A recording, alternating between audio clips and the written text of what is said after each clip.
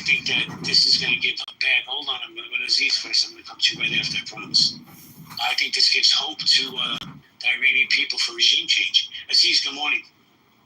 Morning, JB. Morning, everyone. Yeah, I was just watching the press conference, however you want to call it, the interview with Trump before he got on the helicopter. And I think he's kind of I think the overarching theme is that obviously he's just come into power in his first year, and I think he hasn't managed to find his feet yet. You kind of get the impression that, especially with the language he's used, that he's being pulled in different directions that he doesn't want to go in. He mentioned specifically the news organizations. I think what he means by that is he's saying, well, we've supported Israel. It sounds like he's saying he supported them reluctantly, and despite that, he's being made fun of. And Trump with his ego and what he, knowing his character, that's his main priority. Don't make me look like the fool. And so when you see the language he's used at the end, he said both of these countries don't know what the fuck they're doing. But you can hear that he was very critical of Israel. I think that's him alluding to Netanyahu, pulling him in directions he doesn't want to go in. I think we know his relationship with Netanyahu, and I think he's kind of implying, listen, I was happy to help reluctantly, but if this affects my tenure, the remaining 4 years, no, this isn't what I plan to do here. So you're not going to pull me and drag me around. And I think the same goes with Iran. I think he was almost excusing Iran if you listen to it carefully, which is a bit strange.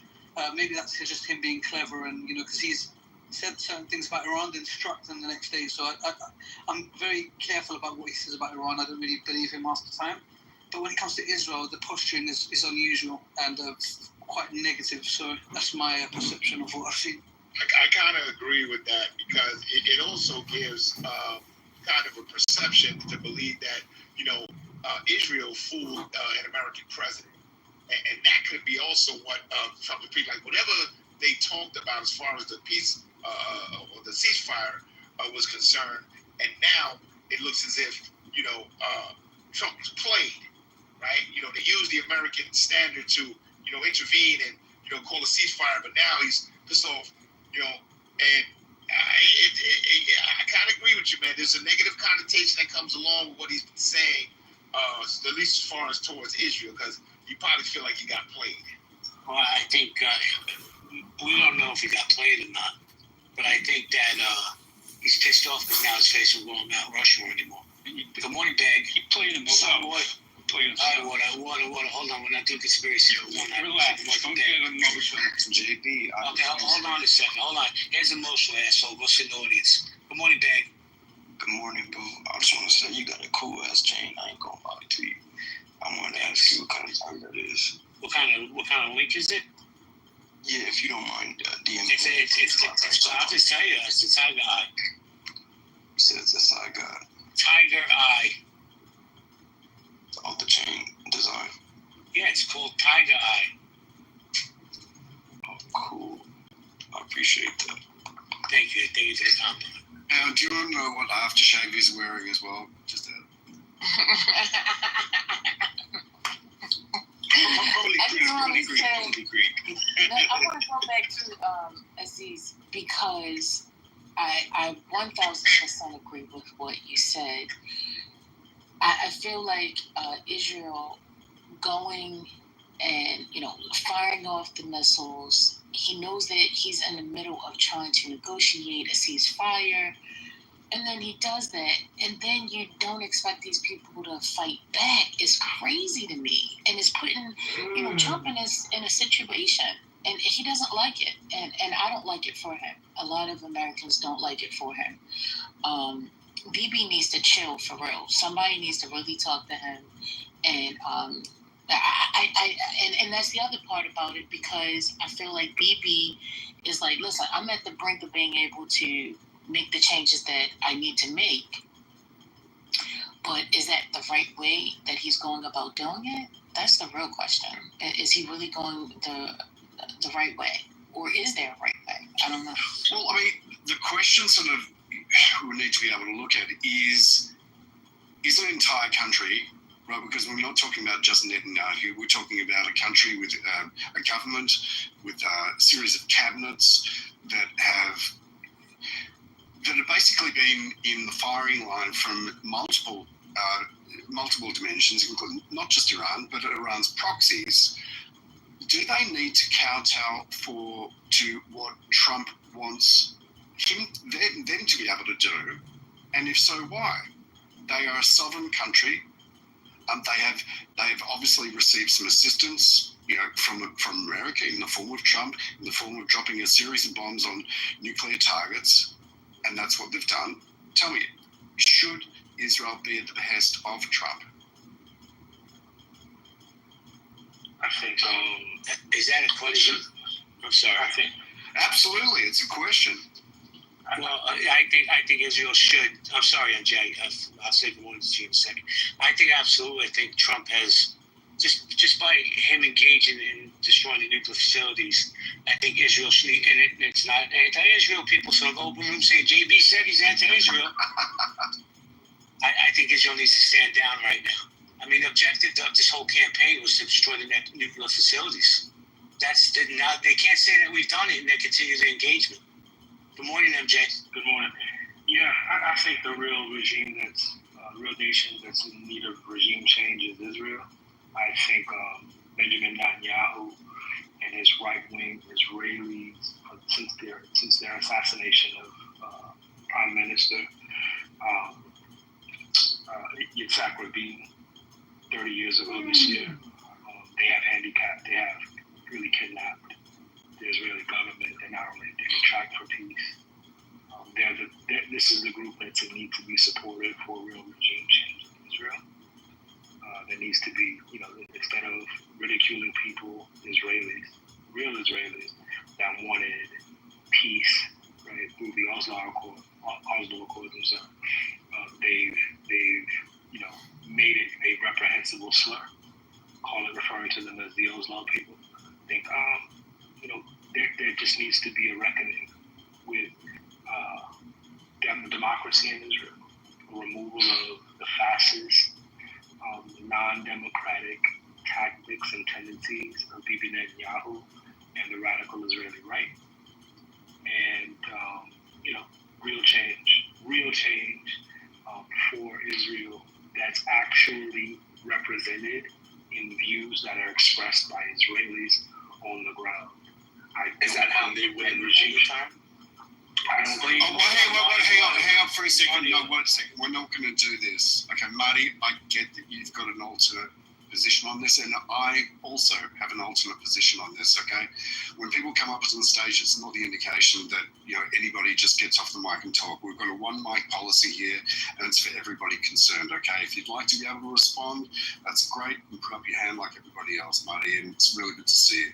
Thanks, MJ. If you could land your plane pretty quick. It seems like you're going around in circles at the moment. It seems like you want to be able to say, take the focus off Iran as being a regime, an oppressive regime. Instead, you want to be able to focus on Israel being, the demon. An oppressive regime. Oh, interesting. Wait, let him land, then I have a question for you, MJ. Please land. Yeah, an oppressive apartheid regime. That's exactly what I'm saying. Israel is an oppressive apartheid regime under Benjamin Netanyahu, and there needs to be real regime change. I think there's more likely to be more change in Israel, right, given a change away from the radical right than regime change in Iran. I don't think regime change in Iran, at least democratic regime change in Iran, will ultimately result in something as different as it would be if there was regime change in Israel. Got it. Okay, we got the message. You were literally going around in circles. Can I ask what country you're in? I'm in the United States of America. Okay. Are you a patriotic person? No, I'm Afrocentric. Okay. Ew. Okay. Whatever that means, I don't know. Marty, welcome to the stage. Wait, before we go to Marty, I have one question for MJ. Yeah, go for it. MJ, first of all, good morning. So let me ask you, I've heard this narrative a million times that Netanyahu is continuing these conflicts, whether it's Gaza, now Iran, just to stay in power because he has all these legal issues outside of his office. Are you one of those people that believe that? I think that perpetuating war is always a way in which you can galvanize people, sway politics in their favor. It's nothing new to European Western history, right? So, I think that's a part of his plan. But wasn't he Ryan? I'm sorry, I'll give it to you right now. But wasn't he democratically elected? Sure. Well, so the people put him in. Go ahead, okay. MJ, I'm curious, have you ever been to Israel? No, I would never. No, you would never. Okay, interesting. You understand that we have a democracy in place, or a type of democracy in Israel? Sure. Yeah. Are you aware that out of any other state or country in the entire region, Israel has better human rights than any other entity in the region? According to who? Human rights according to what? I don't agree. I don't think any other nation in the region is doing what Israel is doing internationally for children. I don't think so. Okay. All right. Look, you obviously have incredible. Hang for a second. That's great. We'll have the conversation. That's perfectly fine. You are either incredibly misinformed, incredibly biased, or incredibly stupid, or a combination of maybe. Which other nation is killing more women and children than Israel? Let me see. The Congo. That would no, be in the region, sir. In the region. Hang on. Wait a second, dude. Hang on. Don't go out of the region. I'll tell you why. All the way to Congo? Okay. Hang on. If you go off mute again, you're going to go down to the audience. It's not because of your opinion. This is that we want to have dialogue. It's pretty fucking simple. Okay, you ask me a question, I'm going to answer it. Let's say the Assad regime, 600,000 people were butchered and slaughtered to death. 800,000. 800,000. There's 860,000 people who have been murdered in the Congo. 500,000 people in Yemen. Literally, it's worst devastation in Yemen right now. You want to be able to demonize the 2018 reading is now 750,000 people in Yemen. There you go. But Marty, thanks so much for your patience. I ask that you take a deep breath and have a measured conversation with MJ if you'd like to. Marty? Good morning, Marty. Good morning, guys. He was just repeating himself, so I felt like we heard what he had to say. It wasn't anything actually fruitful because he lives in a country where he doesn't want to do change, because in reality he's talking about a different country which electedly voted for the person who's in power and elected it, and these are what it is, a democracy. But he wants to talk about places that we'll never visit because one, he will never be allowed in. These are the types of things that people have opinions. Good for you. Your opinion's worth the same dollar value that someone's actually offering to you, and as we all know, it's worth shit because nobody's paying you for it. And these are the types of people who just regurgitate these false accusations where the people in Israel voted for their government the same way Americans voted for their government, the same way other countries vote for their government. And it's not this coup d'etat to stay in power, because the people themselves will continue to put Bibi into power, because in reality, Bibi's missions and Bibi's goals isn't like the Trump flip-flopper as we see. He's actually achieving his goals. Iran nuclear, his campaign promise from the 90s to the early 2000s was Iran will not have nukes, as we continuously see Israel continuously sabotage their nuclear facilities for the last 30 years. And then they decided, well, I'm going to make Israel safe.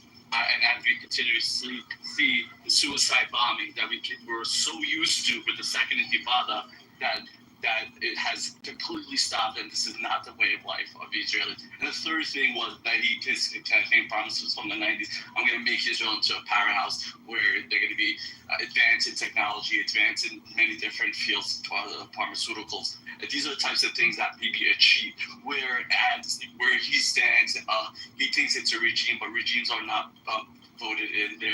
Regimes stay in power through force. Nobody died because they were going against Bibi. And these are the types of people, if you really think that you're going to stop the problem, Yitzhak Rabin wasn't killed way before Bibi came to power. Bibi was not elected after he being so, again, you're just regurgitating things that one was actually done by the government and the country was said assassination of Zachary Bean was wrong, and at the same time it was not resolved on BE, which you completely flip-flop conversations, completely flip-flop facts, because in reality you don't know the facts.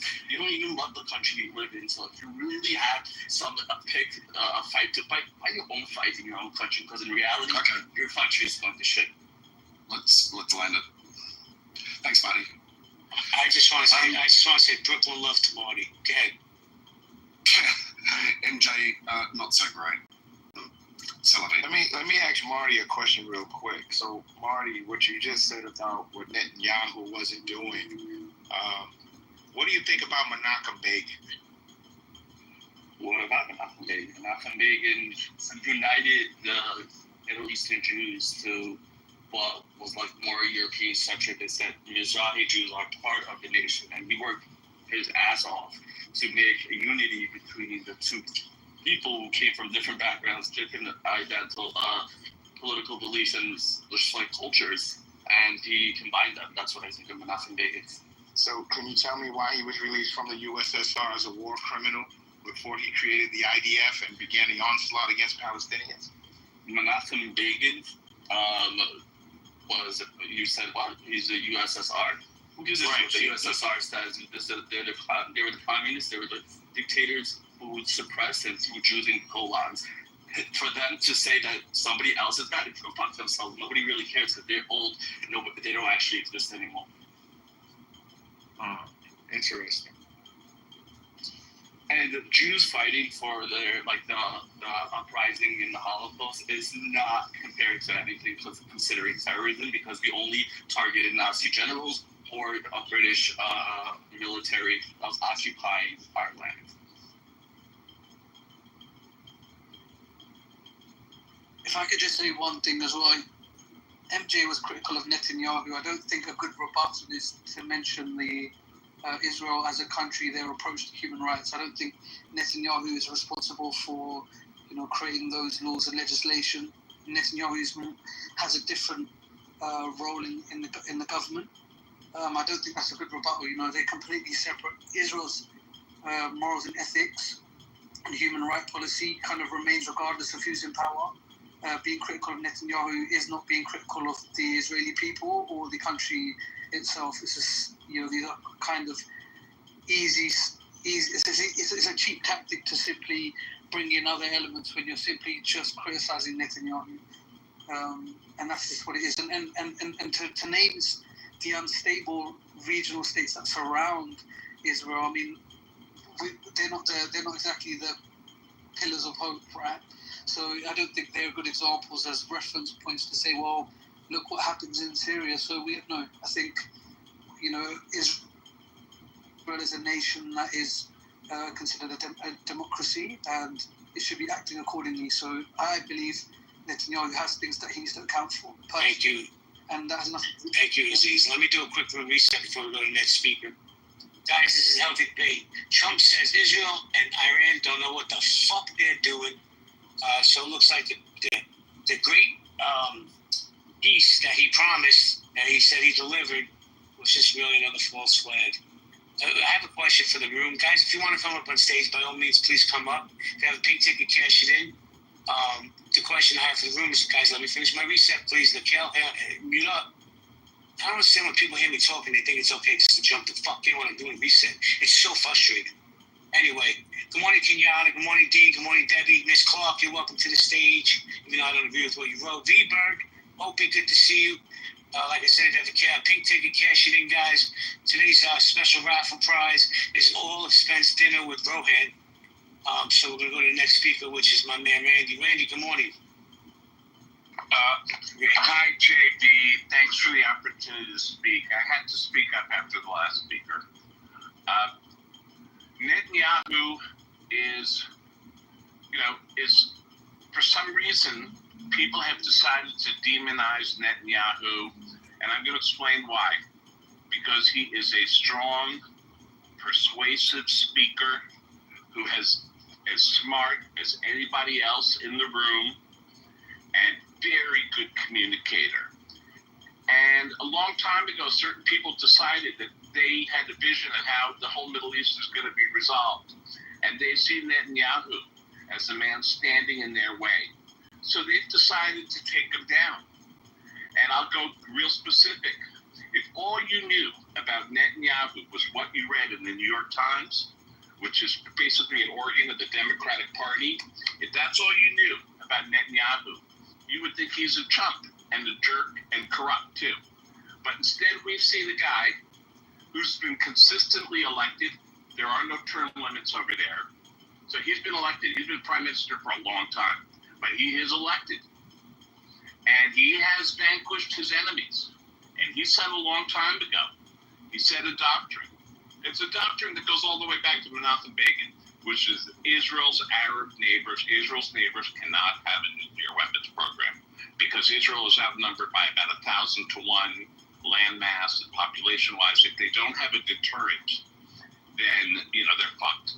So that's a doctrine that they've held in place. They bombed a nuclear reactor in Syria. They bombed a nuclear reactor in Iraq.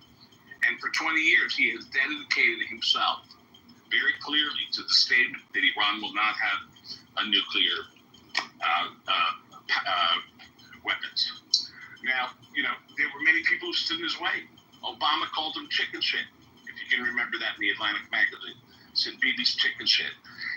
He didn't have the right weapons, he didn't have the right technology, but he worked on the project for 20 years.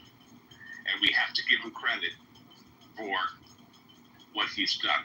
I think he's one of the great statesmen. I'm sorry, I know I've said a lot. I'm here for the whole conversation.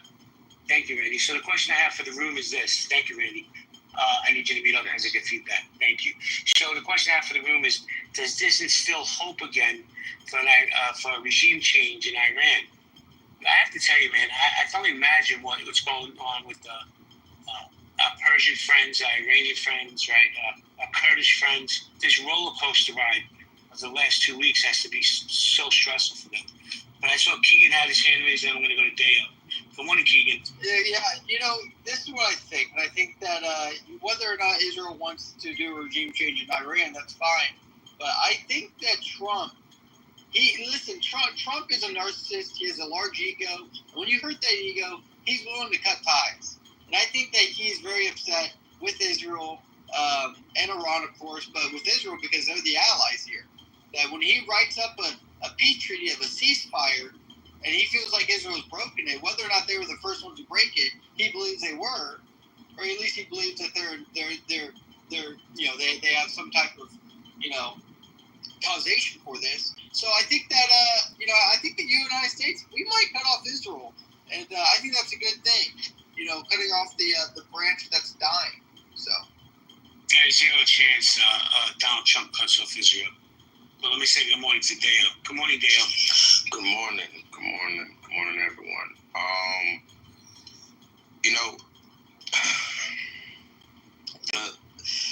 The thing about the Benjamin Netanyahu thing is that I can understand how some people may have a strong support for him, particularly given the fact that he's the longest serving prime minister, and obviously there's clearly support for him because he keeps getting voted to be reelected and stuff like that.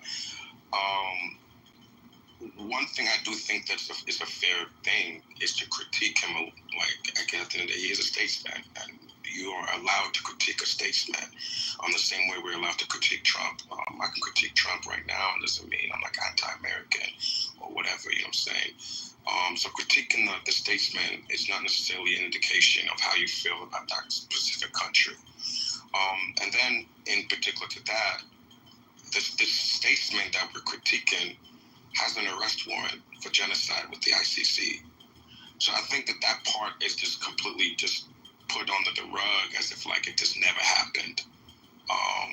That the arrest warrant for him is an important indication of as to how someone and other people are right to feel about him in regards to some of the criminality and the genocide. Yeah, I'd like to respond because unprecedented.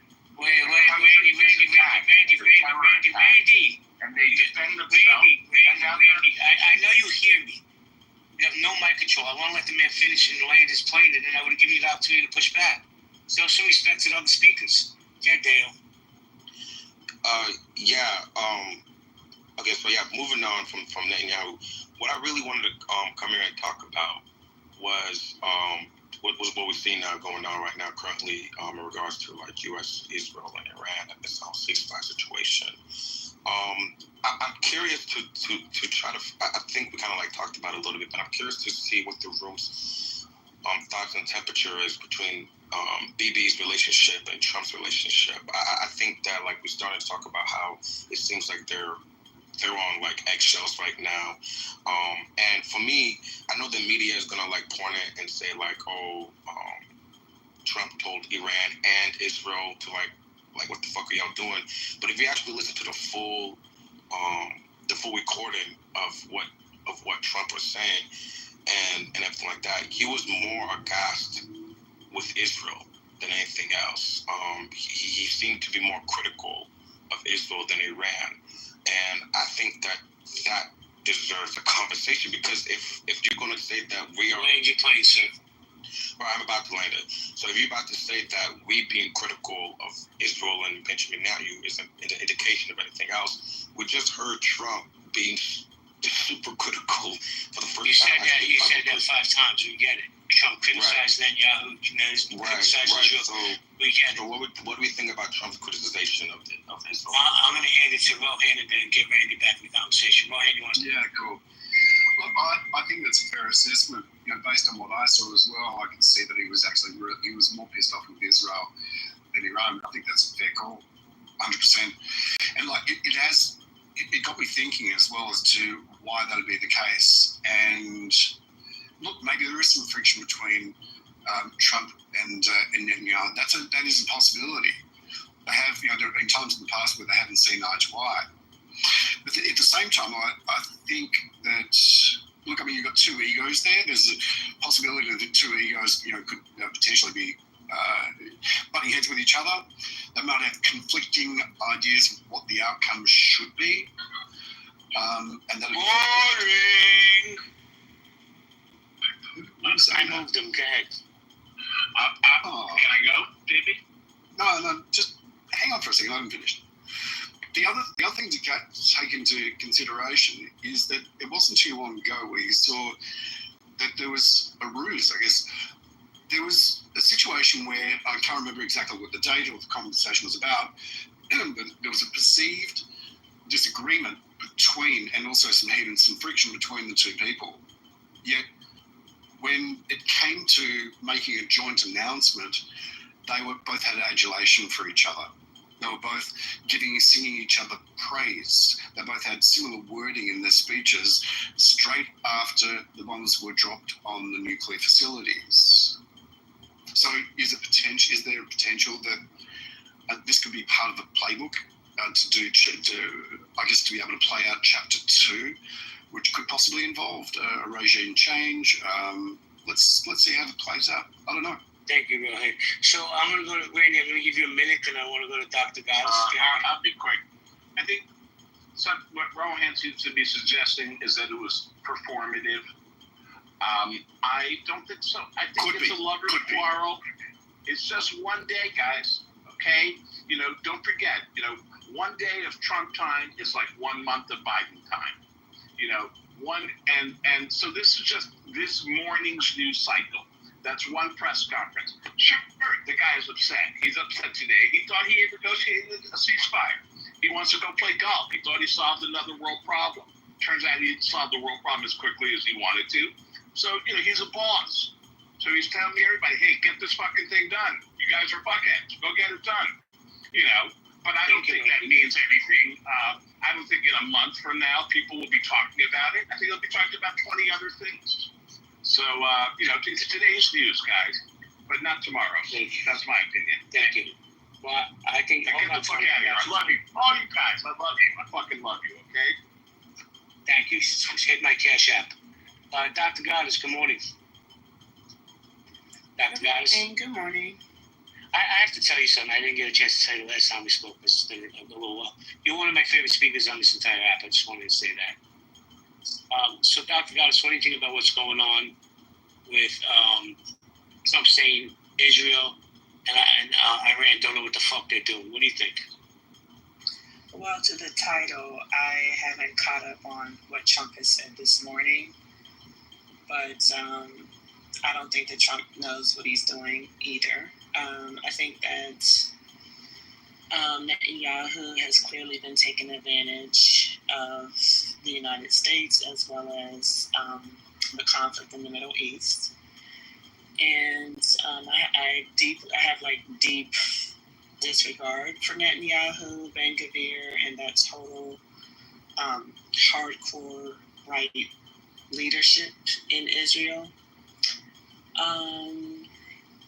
And I do think that Trump, I think that Trump thinks that business deals are governance, and I do acknowledge that that there are some agreements that can be made, like business. You could say you've got this much oil and you have, these many resources, and we shouldn't be fighting. We should be in cooperation with one another. I totally understand that.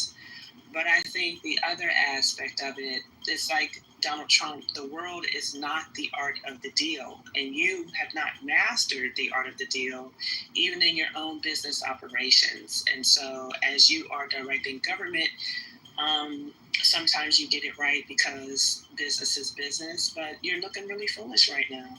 So those are my initial thoughts on this whole debacle. And I do think that Iran is definitely going to strike back. This is not something that is easily resolved. So for Donald Trump to think like, oh, okay, we did that. Now Israel and Iran, you guys go ahead and get along. And, Putin, I told you you should stop that. And I embarrassed Zelensky when he came to the White House, so everything should be fine. It's like a third grade level negotiations and geopolitics. It's sort of annoying on a lot of different levels. But so anyway, those are my thoughts. Thank you today. Thank you, Dr. Goddess. Appreciate you. So before I go to the next speaker, I just want to shout out one more time, First Lady. She wants politically correct, guys. If you want a good space to have a great political conversation, follow this young lady. You would definitely enjoy her space. But let me go to I enjoy it. Let me go to Tony, Scotty, then Yehuda. Tony, get. Do I feel like no, they don't know the fuck they're doing in line. That's where they're going. Trump like I said yesterday, Trump's ideology, mindset, my opinion, not saying it's a fact. He thought like, okay, it's up to nukes. All right, cool. Let's destroy the nukes. All right, Israel, everything's good now. They don't have nukes. Leave it alone. But like I said, when you need deep down in these Israel rooms and listen to really how they talk and stuff like that, it ain't really about, it's more about the nukes. It's about land and everything else that comes with it. Again, it's opinion, not a fact, because it's going by what I hear and not by what about news and shit like that. Why do you think it's land, Tony? Well, it's because they don't want to be surrounded by a bunch of Islamic people. They think they're going to destroy them. That's what I'm going by. What they said. I ask questions. I don't jump to conclusions. I ask questions like, why do y'all feel that way? They say it's because we're surrounded by people that hate us. So we don't want people around us that's going to destroy us. No, I'm asking why do you think this whole thing is about land? I just told you it's not really about land. I just described it. I wasn't talking strictly like this land. I was saying strictly about just about in general, like they don't want people around them they feel like there's something they want to destroy them. So they want to try to fight those areas so they can feel safe. It's not really just about land, isn't it? And so it's not just about land. I'm just repeating what the other Israelis had to. You feel me? Because I asked the same question. I'm curious. Do you know much about? I'm curious. Do you know much about the history of the region at all, Tony? Yes, I do. But can I finish up? Hang on. I just want to ask you some qualifying questions. Like you, I like to be able to ask questions to be able to qualify with. Can I finish? No, I just want to ask you a question. I don't know what's. I'm going to lose my train of thought. You're going to. Jesus Christ! God forbid! I don't want you to lose track. Please. I appreciate you, Randy. So like I lost my train of thought. Like I said, then when it comes to Trump, like I said, I think he really played and keep telling him one thing by saying we don't want this, we don't want that. Trump fixed the issue. So it's like I said, it's more about that issue. Now about Trump about to lose his fan base. Nobody in America wants to go to war for Israel. That'll be his fan base. We're not trying to lose our soldiers because they fight. If you talk to any MAGA person, anything like that, they would tell you, we're not fighting Israel's war. I'm not a MAGA. I'm like, you know what his fan base is saying, because his whole thing when he came in was no wars. When Israel-Iran goes to war, we eat popcorn and then we watch it, like, cool. But as soon like the U.S. try to jump in and stuff like that, we think about family members and stuff like that has no business over there fighting a war over there. That's not really concerning us. Now, people from Israel and different people in their region will say it does contain y'all, but go tell Tony, land your plane, Tony. I'm not telling you right here. Tell a MAGA person that's from Alabama that they don't care. So, I'm curious, Tony. Do you know of any time in not just recent history, but in history that Israel, with America's help, or even including America, have actually threatened militarily or have initiated a military offensive to any other country in the region? I said no there earlier. Yeah, okay. That's curious.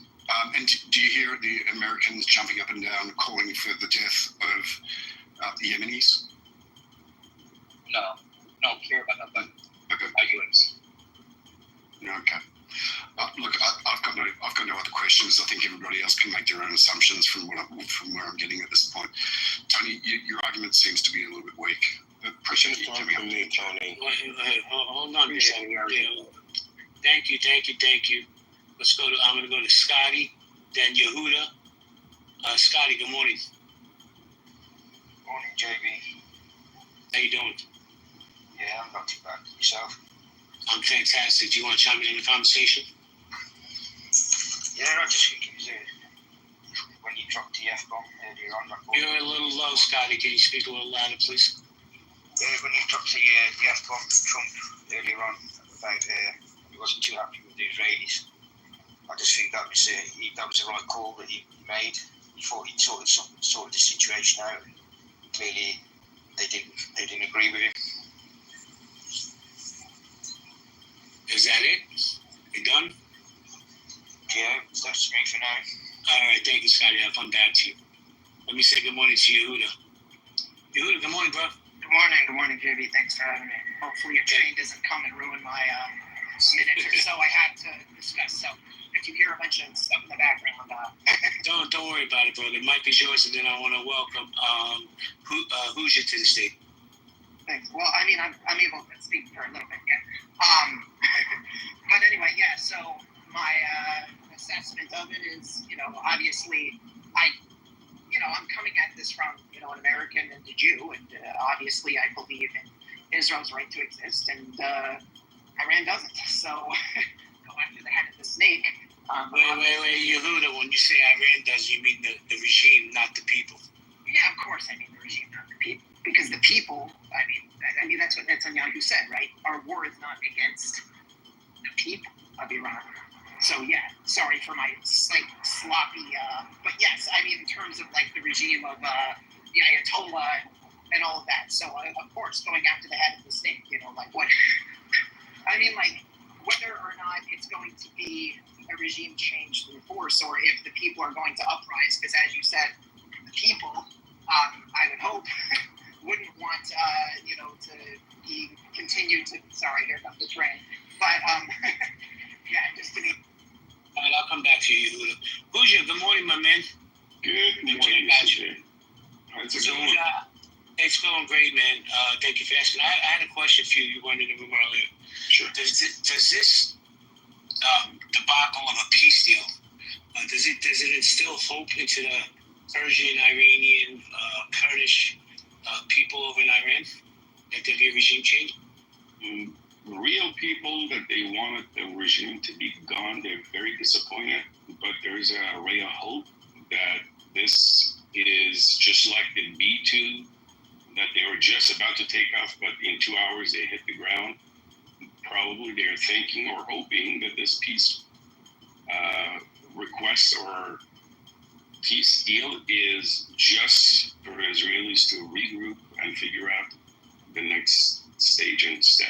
That is a ray of hope that they have. Nobody's happy about it. Yeah, I got a question though. Who's really the room? What is the basis by which somebody would think that a democratically elected Iranian government would be pro-Israel? You mean the next government you're talking about, right? Yeah, I'm talking about a democratically elected Iranian government. What makes anybody think that that government would be pro-Israel? Well, I mean, maybe the fact that,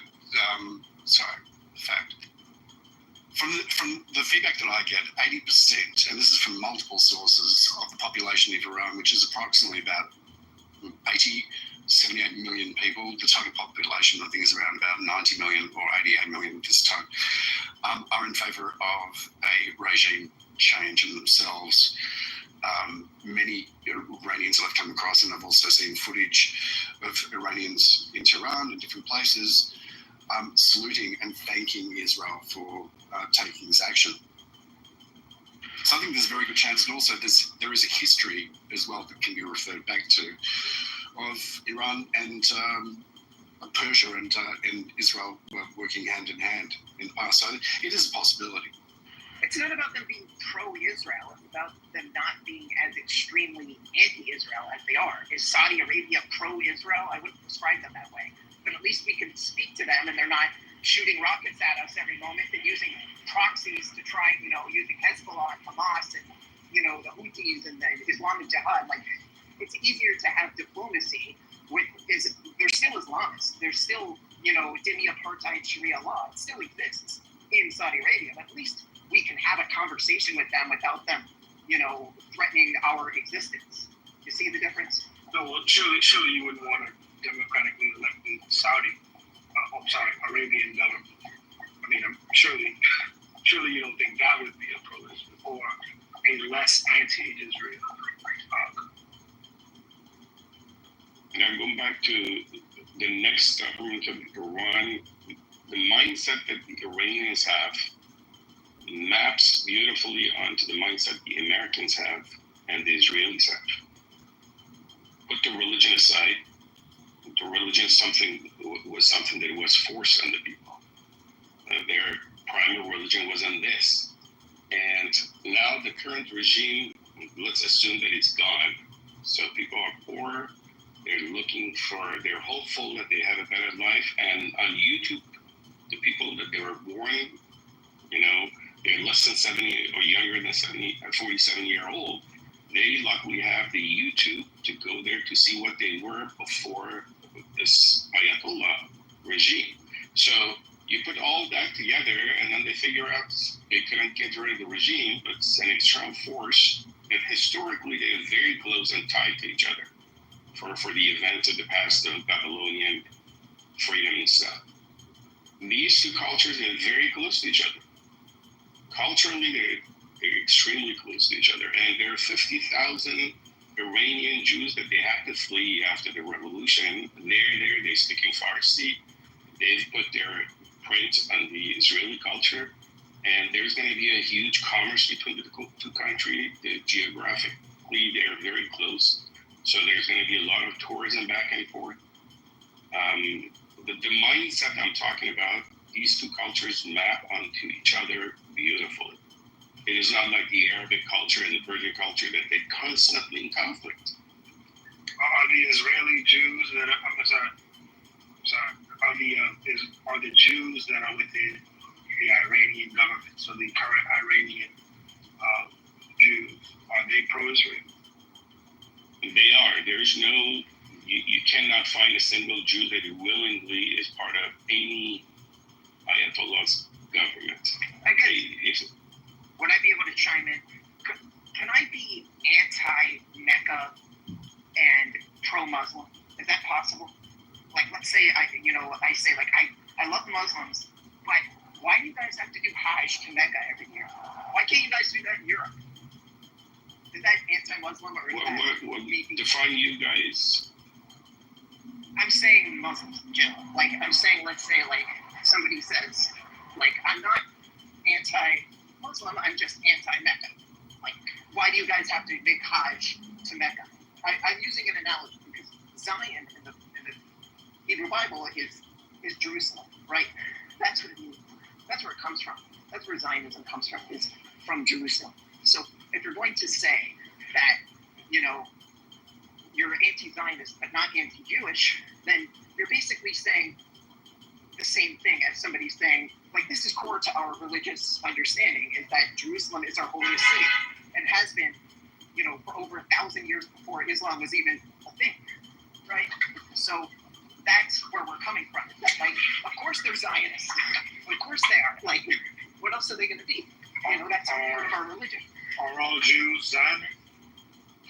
Like I said, are all Muslims devoted to going to Mecca for Hajj?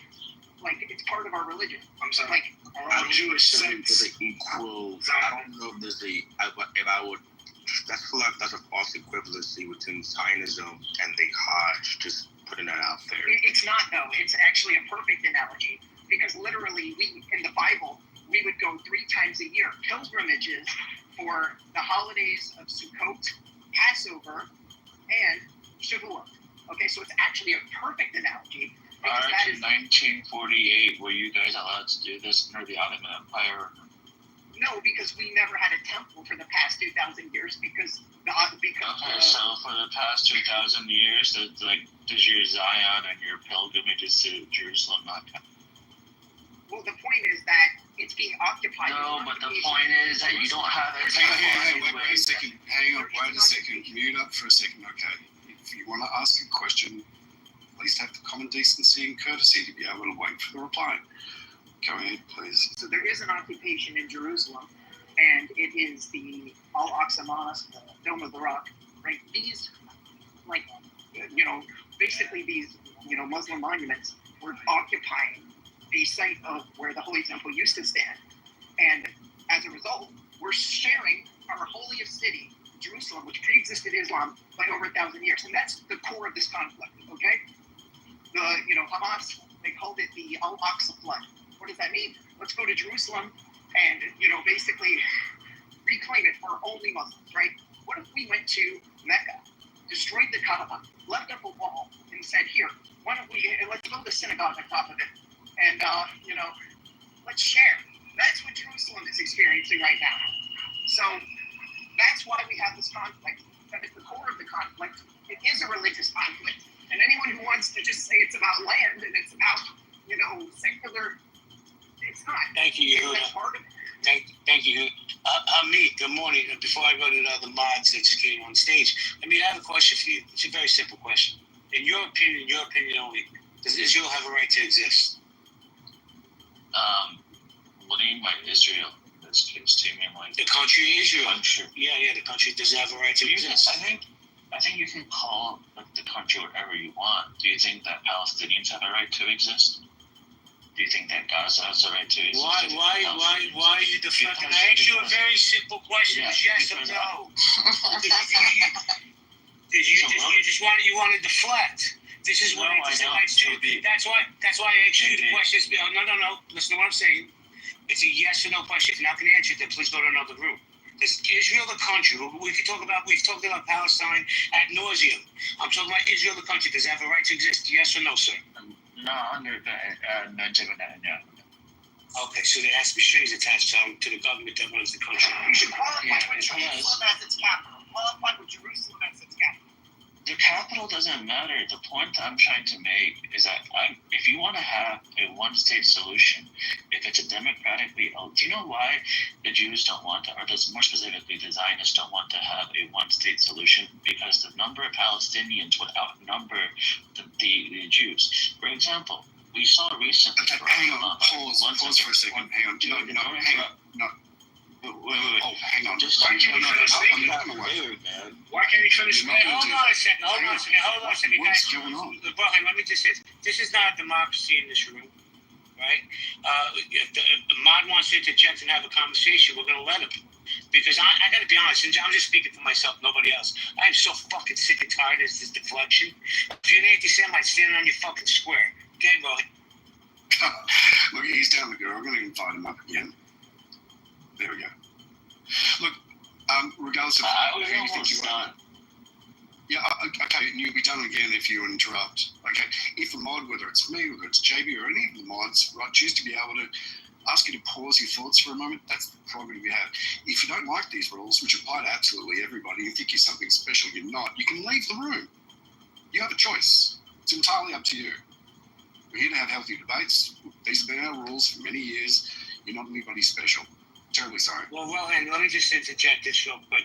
So this might break some people's hearts. I'm a Zionist, Rohan's a Zionist, and if our Zionism triggers you, please use the leave quietly button. But go ahead, Ahmed. Finish your spiel. No. I'm gonna ask him a question, which is what I was doing. Okay.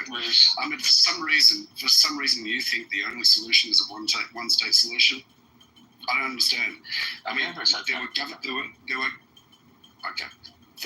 was back in 1947 and 48 a ruling by League of Nations and also the United Nations to say we're going to create two different states here because there was friction between the two parties, being the Jews and the Arabs. So it was a choice at that point in time. We're going to create two different states.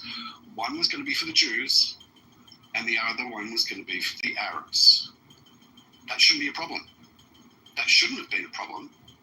Okay, but the choice that 5 or 6 Arab Muslim countries and states at that point in time made was to be able to commit to a genocidal war and kill all the Jews and create that as one land. So there could have been a two-state solution. There hasn't been. You have Hamas who have sworn to be able to kill all Jews and destroy Israel. Why would you even bring up the topic of a one-state solution? Because it's a waste of time, it's a waste of energy, and I don't know what you're talking about. Well, the reason why you didn't interrupt me and you heard what I was saying, I said I'm not opposed to a one-state solution or to a two-state solution. I was just like, I'm okay with both, but what I'm not okay with is an apartheid state. That's what I'm not okay with. Okay, I'm getting enough. So do you believe that it's why do you believe it's an apartheid state at the moment? This is literally like, if you don't understand why most people think it's an apartheid state, like you'd have to educate yourself. But I think it's quite obvious. I mean, Israel is the one that allows the gas, the electricity, the water, the food. Like, how is it? Wait a second. I have to interject here because I'm so serious. Hold on. Dude, I know. Go cry in the fucking audience. You're so fucking hypersensitive. But when you're going to spew fucking lies, Dale, be quiet, please. Let me finish. Thank you. I know you want to spew your anti-Semitism too. But let's really cut to the fucking middle, shall we? All the aid that gets sent to these people, who steals it? That would be Hamas. Who keeps these people under an oppressive regime? That would be Hamas. Who hides in churches, mosques, and schools and then cries about it later on? That would be Hamas. So you guys can listen, MJ. I get it. You don't like Jews. It's okay. You're entitled to have. I love Jews. But let me finish. What do you mean? I know. I hear it every time you speak. But let me finish, please. This bullshit that it's just blatant anti-Semitism just because it's fucking Jews trying to live peacefully in their lands. That's some bullshit, man. Why don't you have the same smoke for Hamas, who started this whole fucking thing? But you guys also want to deflect about October 7th.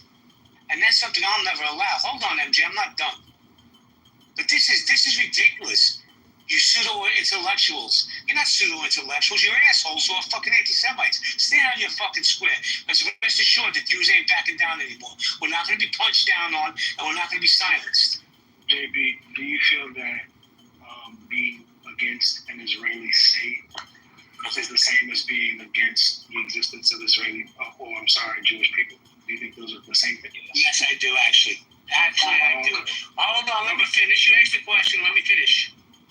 See, at this point, with all the anti-Semitism in the world, I think when you say things like that, you really mean let's get rid of the Jews.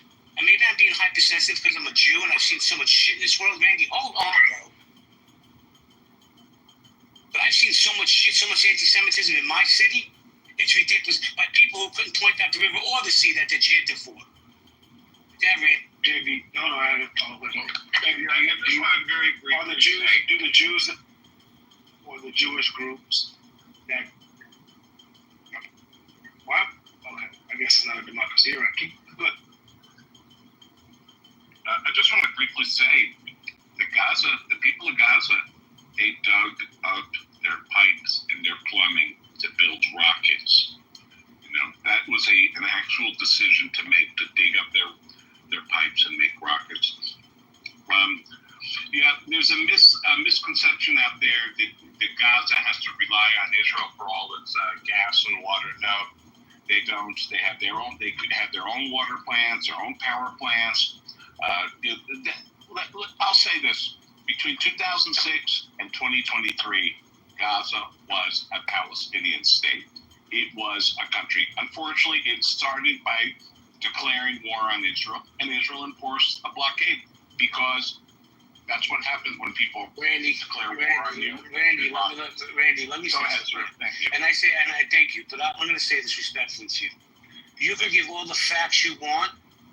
The anti-Semitism just rises to the surface. They don't give a fuck about facts. Right. They don't care. Randy, let me finish. Let me finish. God bless you. Yes. Thank you. And let me say this. No matter what Israel does, they're always going to be the bad guy. They're always going to wear the black hat. By the way, MJ, I didn't mute you. I wasn't the one muting you. So, I enjoy our conversations, but I know they go nowhere. Hold on. I know they go. Amit, I'm about to kick you out, and I'll let you back in. I really don't give a fuck. You hear me having a dialogue with MJ, right? He's much more articulate with his anti-Semitism than you are. Go ahead, MJ. Yeah, I don't think that the Jewish groups that are anti the establishment and maintenance of the state of Israel want to kill themselves or want to exterminate their own groups, their own families, their own loved ones. A state is a state. A religion is a religion. And being anti-Zionist, even though I'm not anti-Zionist, I think the state could exist. I'm not even into that. But MJ, let me ask you a question. Let me ask you a question. I want to ask you a question. Would you agree with this statement? Because this is going to show me how sincere you are. That 95 to 99% of the aid that was sent to the Palestinians was stolen by Hamas. Would you agree with that or no? I don't have enough information to make that determination. Okay. So, Ryan, I got to step aside for 5 minutes. Please, Ryan. Yeah, that's fine. But I wanted to finish what I was saying. I have one last thing. You know what? You can go to another room. You can start your own room. I'm going to get your money. Thank you real quick. Okay, thanks. Awesome. MJ, you've taken up the mic for a pretty decent period of time. I'm going to actually address something that Hamid said. He wants to educate me. Before you do, okay, there's the shut the fuck up button. Okay, let's use that. Okay, great. When people come up here and they want to be able to educate me, I'll give you an education. Apartheid. Do you even know what the word means? Do you know what actually occurred in South Africa? I bet you don't.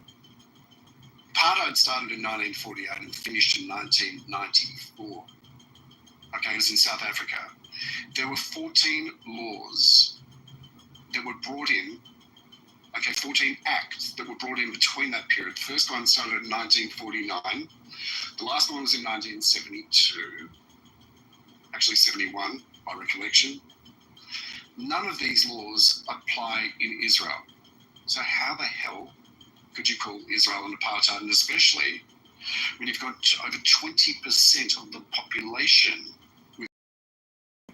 being Muslim Arab, especially when the government of Israel has paid for the maintenance and building of over 400 mosques in Israel, especially when a Muslim Arab Supreme Court judge declared a president and a prime minister of Israel is being guilty of charges. It's absolutely fucking absurd. Hey Keegan, welcome. If I may just say something real quick, and then I'll be done on this. I appreciate you guys for giving me a space. The last thing I'll say... every time you open up your mouth, I tend to be able to correct just about everything said. That's fine. And I can bring the record. It's fine. Yeah, maybe instead of being fucking arrogant, okay? How am I arrogant? Go out and learn from yourself. Go and have a look at what apartheid is. I promise you, when your laws, make a comparison. Hang on. Make a comparison. The laws that exist within Israel versus the laws that exist in South Africa. This apartheid myth has been debunked. I can actually provide you with the document, which is 129 pages long. Right, that debunks every single claim. No problem. I'll read it. You can put it in the chat and I'll read it right now. In the meantime, I believe it was 2000 and it was before October 7th, I believe it was 2020, if I'm not mistaken, when Donald Trump went to Israel in his first term. So this is prior to even Joe Biden becoming president, if I'm not mistaken. He met with both Hamas and he met with Netanyahu's cabinet. And he went away saying that Hamas was willing to make a deal for a two-state solution, but Netanyahu was not willing to make a deal.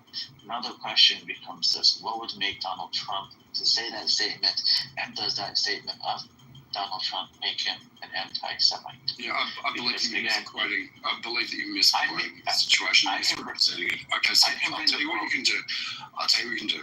You can put a link in the chat. Okay, I'll have a look at it another time. I'm sick of people coming up here and just trying to demonize everything and anything that's got to do with Israel and Jews. It's fucking boring, tedious, and monotonous. Okay, it doesn't entertain me or anybody. It just shows how fucking stupid people are. Would I be able to offer another side of the idea of apartheid in the modern age? Is Saudi Arabia an apartheid state? I, as a Jew, and Christians are not allowed to go to the city of Mecca, which is the holiest city to Muslims, and pretty much always has been. Actually, that's not true. They originally made Jerusalem the holiest city to copy off of the Jews, and that's why Jerusalem is the holiest city to Muslims, because they decided to, literally Muhammad decided to copy off of Jews initially, and then the Jews made fun of them, and then he decided to change it to Mecca and Medina and all that. So that's why Jerusalem is the third holiest state in Islam. So just to give you that history story. But let's say, hypothetically, I wanted to take a trip to Mecca. I don't know if anybody's aware of this, but I, as a Jew, am not able to even go inside the city. It literally has signs. You can look this up. If you don't trust the Zionist Jew, he's lying to you. Because, the fact is that Jews, Muslims, and Christians, and pretty much any faith, can go to Jerusalem and visit the holy sites there. Now, I can't visit Al-Aqsa because I'm a Jew, because apartheid, I guess there is apartheid in Jerusalem, and it's done by Muslims, so great. But the point being is that if you're going to use this standard of apartheid, then every single Muslim country in the Middle East is apartheid on steroids if you're going to insist that Israel is the, harbinger of apartheid to the region. Do you want to know why all the Jews left those Muslim countries and to go to Israel? It wasn't because we loved living under Dini apartheid Sharia law. I can tell you that. So you can say apartheid till the cows come home, but until you acknowledge that every single Muslim country in the Middle East is more oppressive toward Jews and Christians, or at least Jews for sure, and that's why we left. It should be a no-brainer why we left to Israel, our holy land, which predates Islam by over 1,000 years, and the only occupation, once again, is that ugly mosque on top of our holy temple site, which, once again, pre-existed Islam by over 1,000 years. I'm Yisrael. I agree with everything you said. But I'm from South Sudan, and we went through the same thing with North Sudan. So I agree with everything you said. Yeah, you would agree with that type of rhetoric because what's happening and what the ambition of Israel is to do is to dominate the region. They want to expand. They know that this genocide that they're putting on Palestinians is fruitless when they can, expand into Jordan, into Yemen, into Syria. These countries which are coastal war along their borders. That's what their initial. That is what their ambition is. They want to remove the Arab presence in that region, right? So that they can expand. Once they expand and they can grow more people, then they can try to dominate. This is a whole thick ideology, right? And that's what Hitler was initially trying to stop. Then why do they keep withdrawing from territory? You're crazy, man. There's 15 million. There's not enough people. I mean, that is such a crazy conspiracy theory. I think you're projecting a lot onto Jewish people. Jews, I mean, it's just outrageous what you just said. In the meantime, they withdrew from the whole Sinai Desert. They withdrew from Lebanon. They've offered multiple peace deals to Palestinians. So, your whole idea that Jews steal land is showing something about your personality and your perspective on life. Nobody said everybody hold on. Let me do a quick reset. Let's bring the temperature down. Yeah, sure. No problem. Thank you. Healthy debates, guys. Trump, let's get back to the topic, man. Please. This Jew hate is bananas. Trump says Israel and Iran don't know what the fuck they're doing. So, hold on, Big Rex. Please let me finish my reset. Let me say good morning to Michaela, Sal, Nikki, Hector, I see you. How you doing? Masha. Guys, you're welcome to come up. Bunny, one of my favorite people. PB offering free psychological evaluations on the app in her rooms. B-Ma, good morning. Caleb, Rabbi, good morning. You're welcome to come up. Dr. Amanda Fetch, recent graduate of Harvard. Congratulations, Dr. Fetch. Good morning, Bree. Good morning, Chief. Guys, you have a ticket. Please cash it in. We're having a very stimulating conversation. I don't know how educational it is, but back to Rohan. Look, there's so many things that I can disagree with you. I'm just going to pick apart one of the things about it. It's the ideology about expansion, right? This is what you said. Is that correct, Thug? Yeah, that's what I said, yeah. Okay, so you said what ideology, whose ideology is it? Is it about the Jews or the Israelis? There are no Israelis, they're Jews. The Israelis are made up of such a thing. Palestinian Palestine is the name of the country. Doug, you're breaking up, man. I can't understand you. Yeah, what a shame. Okay, I think he said that Palestine is the name of the country, Israel is something that's made up. He also, sorry to interrupt. No, you're not sorry because you keep on doing it. No, actually, I don't keep on doing it. It's the first time I've spoke. Hi, Ro. Who's that? Uncle Steve. Uncle Steve. Oh my God, Steve, my apologies. You know what? Yeah, I'm more than happy for you to be able to respond. It's okay. It's just the only thing is you said you didn't hear what he said. I did. Yeah, he said there are no Israelis, only Jews. That's what he said. And happy Tuesday, everybody. Hey, Uncle Steve. Hi, JB. Yeah, Thug Bully, I really suggest you upgrade your Google Maps if you're using Google Maps, which is, by the way, developed by a lovely Jewish guy. Because there seems to be a glitch in your mapping system. There is a thing called Israel, and people who live there, they refer to themselves as being Israelis. Thug, I know this might hurt you, okay, but maybe if it does, there's a therapist, I'm sure, around the corner from you that would love to take your money. There's one in the room right now. It's PB. Doug wants to have a session. But let me say good morning to... Hold on, Josh. Josh, hold on. I got to say good morning to Vero. Good morning, Vero. Good morning. Good morning, everybody. How you doing? I'm just waking up. So far, so good. What do you think about Trump saying that Israel and Iran don't know what the fuck they're doing? Oh my God! No one knows what the fuck they're doing. We're just trying to figure it out as we go along, anyways. But I will say it's been interesting watching the people here in New York, kind of the liberals not knowing what to do or who to chant for anymore. It's been very. I love that. That's such a. Hold on, Pikachu. Hold on, Pikachu. Hold on a second, because we got some new speakers that haven't spoke yet. But I want to go to Big Rex, then Josh, and then I'll come back to you, Pikachu. Big Rex, good morning. Hey, good morning, JB. What's going on? So, Sean, do you want to chime in? Yeah, I wanted to chime in real quick. I actually just listened to what Trump said, and he's absolutely right. Yeah, these people have been fighting so long that they don't know what the fuck they're doing. And I feel like Israel did. I don't think they did a good or smart move dropping those bombs. Not even 2 hours after he had the ceasefire in place. So, I mean, this just goes back to my some of my thoughts and sentiments and perspective on it. I just think that these are people that just like to fight, man.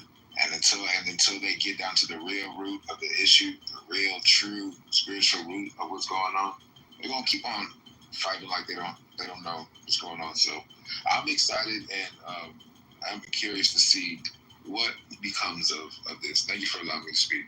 Thank you, Big Rex. Appreciate you. Let's go to Josh, and then I want to go to hold on, I can't see. It's Jai Coda. Josh, good morning. Good morning. Happy Tuesday. Thank you. You as well. Do you want to chime in? Yeah, I just want to say real quick to the guy who was speaking a couple turns ago, who said that Hitler was trying to stop Jewish domination. I want to say fuck you, and we don't want you in a pro-Palestinian solidarity movement. You're making the cause worse. You're just generating more reason for Zionism to exist by showing to people that everyone else in the world hates Jews. We're not like that. I don't believe that the majority of the pro-Palestine movement hates Jews. We just have a problem with the state of Israel in its current form. I would rather, if I can only talk about one thing, I wanted to go back to a historical topic about 1948, and I would just like to read a passage from Ilan Pape's book pertaining to the whole thing about a two-state solution and the Arabs rejecting it. Can you do it in 30 seconds? Yes. Yeah. As the Second World War drew to a close, the Jewish leadership in Palestine embarked on a campaign to push the British out of the country. Simultaneously, they continued to map out their plans for the Palestinian population, the country's 75% majority. Leading Zionist figures did not air their views in public, but confided their thoughts only to their closest associates or entered them into their diaries. One of them, Joseph Weitz, wrote in 1940, "It is our right to transfer the Arabs, and the Arabs should go." Ben-Gurion himself, writing to his son in 1937, appeared convinced that this was the only course of action open to Zionism. Quote, "The Arabs will have to go, but one needs an opportune moment for making it happen, such as a war." The opportune moment came in 1948. Ben-Gurion is in many ways the founder of the State of Israel and was the first prime minister. He also masterminded the ethnic cleansing of Palestine. Okay, so let me ask you a question, Josh. Thanks for that stimulating read. Does Israel have a right to exist, yes or no? Not in its current form. Okay, thank you. Thank you very much. Jai Coda, good morning. Yeah, morning. I just saw the video. And one thing I like is I think Trump has a plan, and he's had a plan about this all along. Wait a second. Is this inmate? Yep. Good morning. Go ahead. So I think Trump has had a plan with this all along. I think that he wanted to hit the strike, hit those nuclear bunkers, whatever, so that he can make Israel happy, and then behind closed doors try to make another agreement, because there's no way to stop the nuclear proliferation of Iran without diplomacy, because even if you blow up their shit now, they can just build it again under a bigger mountain. And we can't just keep hitting them back to back to back. And what Israel did, I think that I don't think they have any excuse. I really don't. And out of everything, the main person who's supporting it was the United States. And he was speaking in the face of the United States. This president won't allow it. So this is going to be very interesting to see how it ends up. And to be honest with you, the Iranians have shown that they're not unreasonable either. They also agreed to a temporary ceasefire as well. The Iranians are not stupid.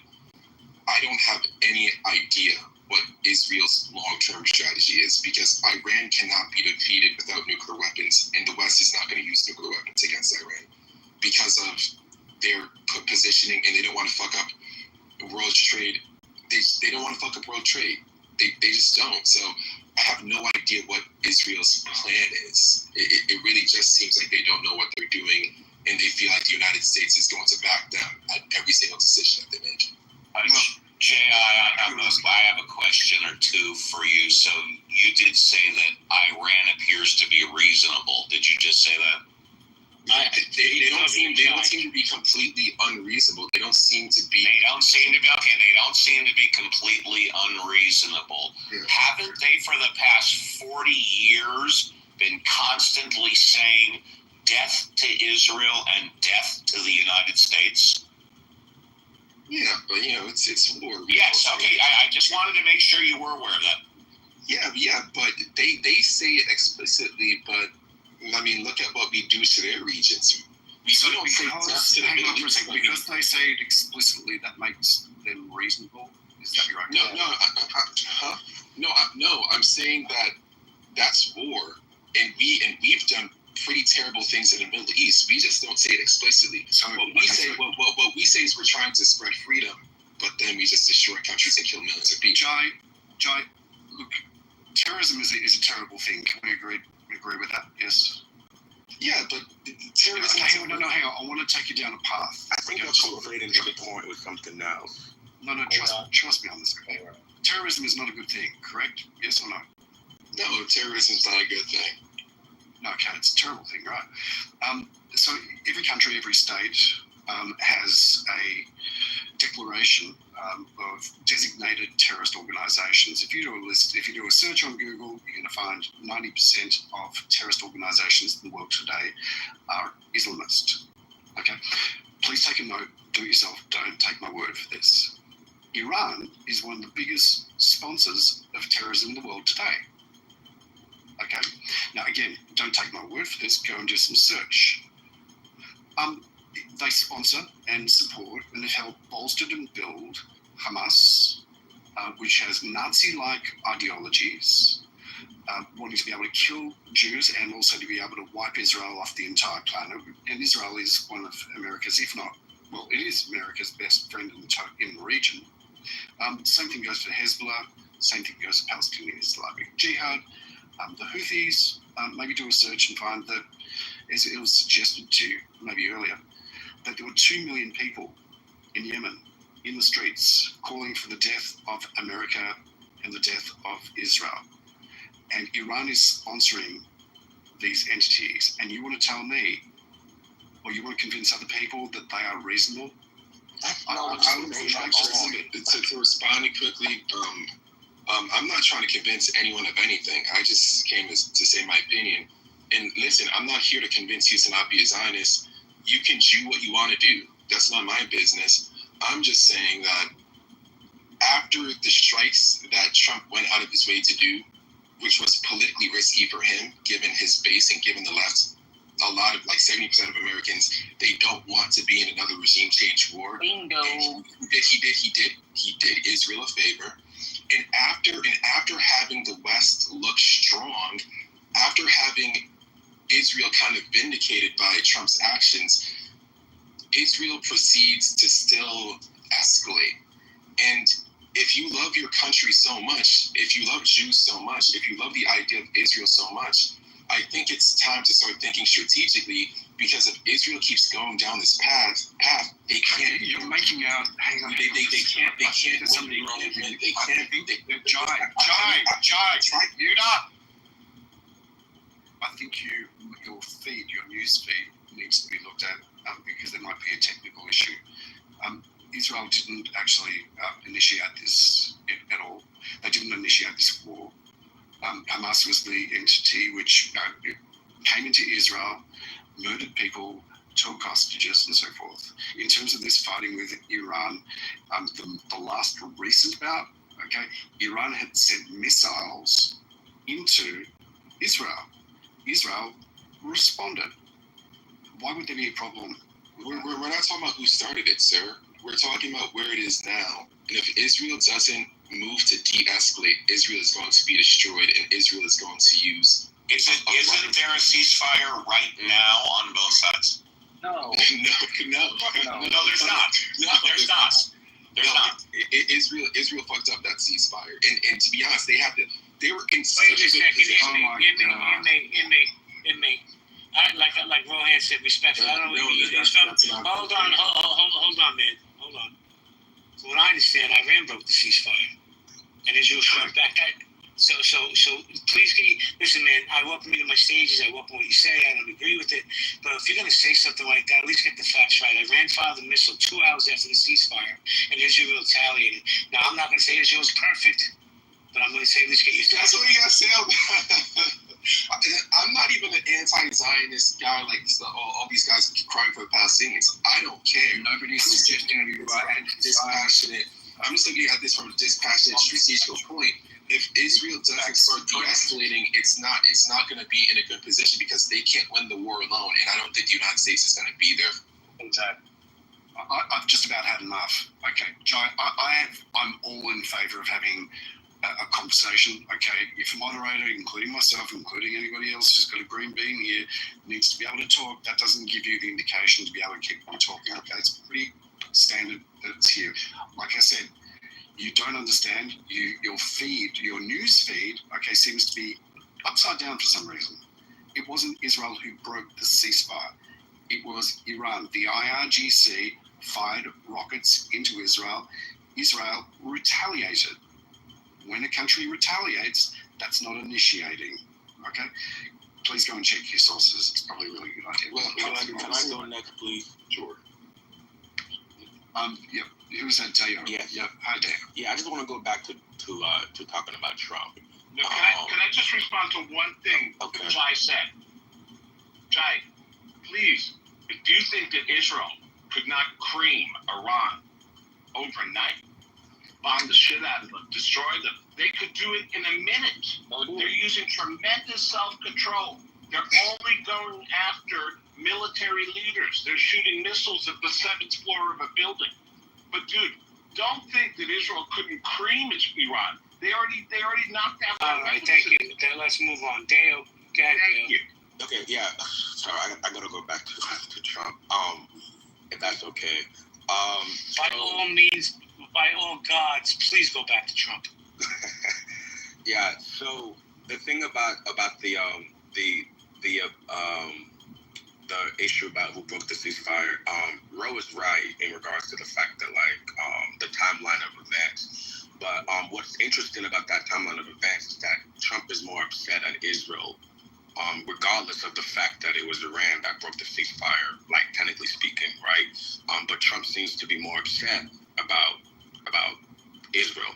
And also, I was just reading that Trump has just, during that same time when he was talking, and I want to get what the pulse of the rooms, get a temperature check on this real quick, is that he just recently said he didn't want to see regime change in Iran. He said that, and I quote, "If there was, there was, but no, I don't want it. I like to see everything come down as quickly as possible. Regime change takes chaos, and ideally, we don't want to see so much chaos." And that's it. That's all I wanted to bring out. Okay, So wait, hold on. Dale, let me ask you a question. Do you believe that this entire operation is about regime change, or it was just about the nuclear facilities open? I don't know, because I'm not in the intel community, nor am I in Trump's mind. And Trump is he's he wants one thing one time and another thing another time. All I'm doing is quoting what the man said, which is that he doesn't want regime change. And at the end of the day, for you to bring up that you don't want regime change means that there was a narrative being spun, whether or not that's something Trump wanted to begin with, whether or not that was something Netanyahu wanted to begin with, whether or not that's what the more radical right side of Netanyahu wanted to begin with. I don't know. All I'm doing is providing a quote from Trump that says he doesn't want regime change. Thank you. I'd like to go to Arsalan. Arsalan, are you there? Because I haven't heard from Arsalan yet. Arsalan, are you there? You can say that again. Who was that, CO? Can you hear me? Yes. Go ahead, Arsalan. Okay, so I just want to let you know about the Iranian point of view, because I haven't seen any Iranian here. But first of all, we are not. It's not Iran. It's Iran. Well, Arsalan, who's a mod, is Iranian. Look at. Yeah. So basically, as an Iranian, I can say more than 90% of Iranians have a dual feeling right now. I mean, during that 12 days of war. First of all, we were happy, basically. We were so happy that Israel hit the nuclear plants, missiles, and all the places that during last 46 years make us upset. Whatever happened in the region, the head of the snake is Iran. So everything comes from the Hamas, Yemen, Hezbollah, everything I can say are coming from Iran. And the other side, basically, we're worried. We're worried about people. We're worried about the civilian. I'm worried about my back home Tehran. I'm worried about my family. They moved for 12 days to north of Iran. So basically, it's a dual feeling. So you need to know about what we feel. Basically, most of us are happy with what Bibi and US did. I can say that, but at the same time, we are worried about our people. We're worried about, basically, we're worried about our country, right? Our beautiful country. And this is what. So if you have any question about Iranian, it's better to ask me. Thank you. Thank you. So I want to address something in the chat, right, before I go to CO. So Rob says, you guys are incapable of an objective in regards to Israel. I believe you support Israel more than the United States. Sid, I'd like that. Give me my tax money back then, if that was true. I think that makes you a traitor, especially considering the bulk of you aren't from Israel, don't have real ties to Israel. Amazing. It's amazing the level of dumb stupidity on this app. Go ahead, CEO. Hold on, Dale. Dale, hold on. CEO wanted to interject. He hasn't spoken much. I'm going to hand the mic to him, and I'll come back. Yeah, I think an issue worth discussing, and I would love to hear somebody in the room talk about it, is how, as we, with the title being Trump says they don't know what the fuck they're doing, does Trump and his brain trust know what the hell they're doing? And here, let me preface what I'm about to say, I appreciate the support that Trump gave to the situation, to the Middle East, to Israel, to the Iranian person on the line in terms of saying, dropping the bombs on the nuclear sites. Good move, right? Maybe it's a game changer for whatever it's worth to set the tone for the Middle East. I agree that Iran should not have nuclear weapons. I agree with the peace accord that was in place, that was taken off the table. So my question is, with the complexities of these issues underscored by the tense conversations that we have in these rooms, these issues really take a lot of intellect, a lot of strategy, a lot of understanding of history, a lot of understanding of the people, right? This geopolitical issue and all of the military situations that are going on. These things are hard. They're not easy. That's why they've happened for so long. A person mentioned earlier how regime change isn't the question. It's not an A or a B answer. It's deeper than that. It's the regime that changes the right regime. How do we not go into the same spaces we've been in, like with Afghanistan and the Taliban, and so forth and so on? So these things are complex. Do we have the right people in place in the United States between Trump getting rid of the previous brain trust that we've had before, putting Hegspeth or whatever his name in place, and then having the counterterrorism person that we have in place, been a 22-year-old fresh out of college, whose job is to champion protecting us from terrorism. My question generally is, do we have the right brains in place to even partner with Israel or do anything with regards to regime change in Iran? Dropping a bomb is one thing, but then telling us to move us past this so that we don't repeat these challenges is hard. I'll stop there and see if anybody has any. Yeah, CEO, thank you for going back to the regime change thing, because that's mainly the reason why I brought up what Trump said, because there's been instances where Benjamin Netanyahu and Trump himself have talked about regime change, and it seems like Trump understands that it seems like Trump is starting to understand the nuance of that aspect of trying to do regime change. Like, do we actually have the capability? I mean, maybe have the capability, but do we have the resilience? Let me put it that way, because of course the military has the capability, but does it have the resilience to really conduct an operation where it does regime change? And for me, now I'm going back to just my humble opinion and my humble perspective on this, is that if regime change does not happen, right? And particularly given the fact that that was something that was mentioned by Benjamin Netanyahu, right? If it does not happen, I'm not sure what the hell was the point of all of this, other than, of course, the nuclear stuff. I get that point, but what is stopping, if you don't change the regime and the regime still is going to want nuclear weapons, what is stopping them 4 years from now going back to the path of getting nuclear weapons? If you don't change the quote-unquote regime. And Dave, if I could really quick, and then please, I welcome the moderators anyway. Yeah. I don't think the issue is regime change or not regime change. The Iranian people have to do what they need to do for the best of their country, right? We can't necessarily impose that. I don't know how strategically we do that from the United States. My position is more beyond just the oversimplification of should they change regimes or should they not.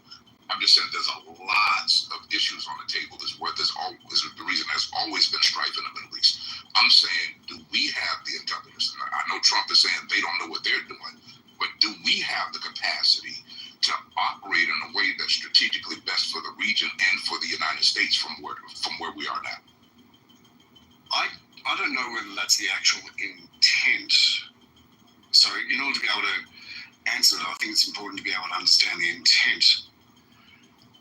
My gut feeling about the intent is that a more stable Middle East is a better thing for America. And I'll say that really clearly. A more stable. It doesn't necessarily mean regime change, but a more stable Middle East looks like Iran not having nuclear capabilities and to be able to pose a threat.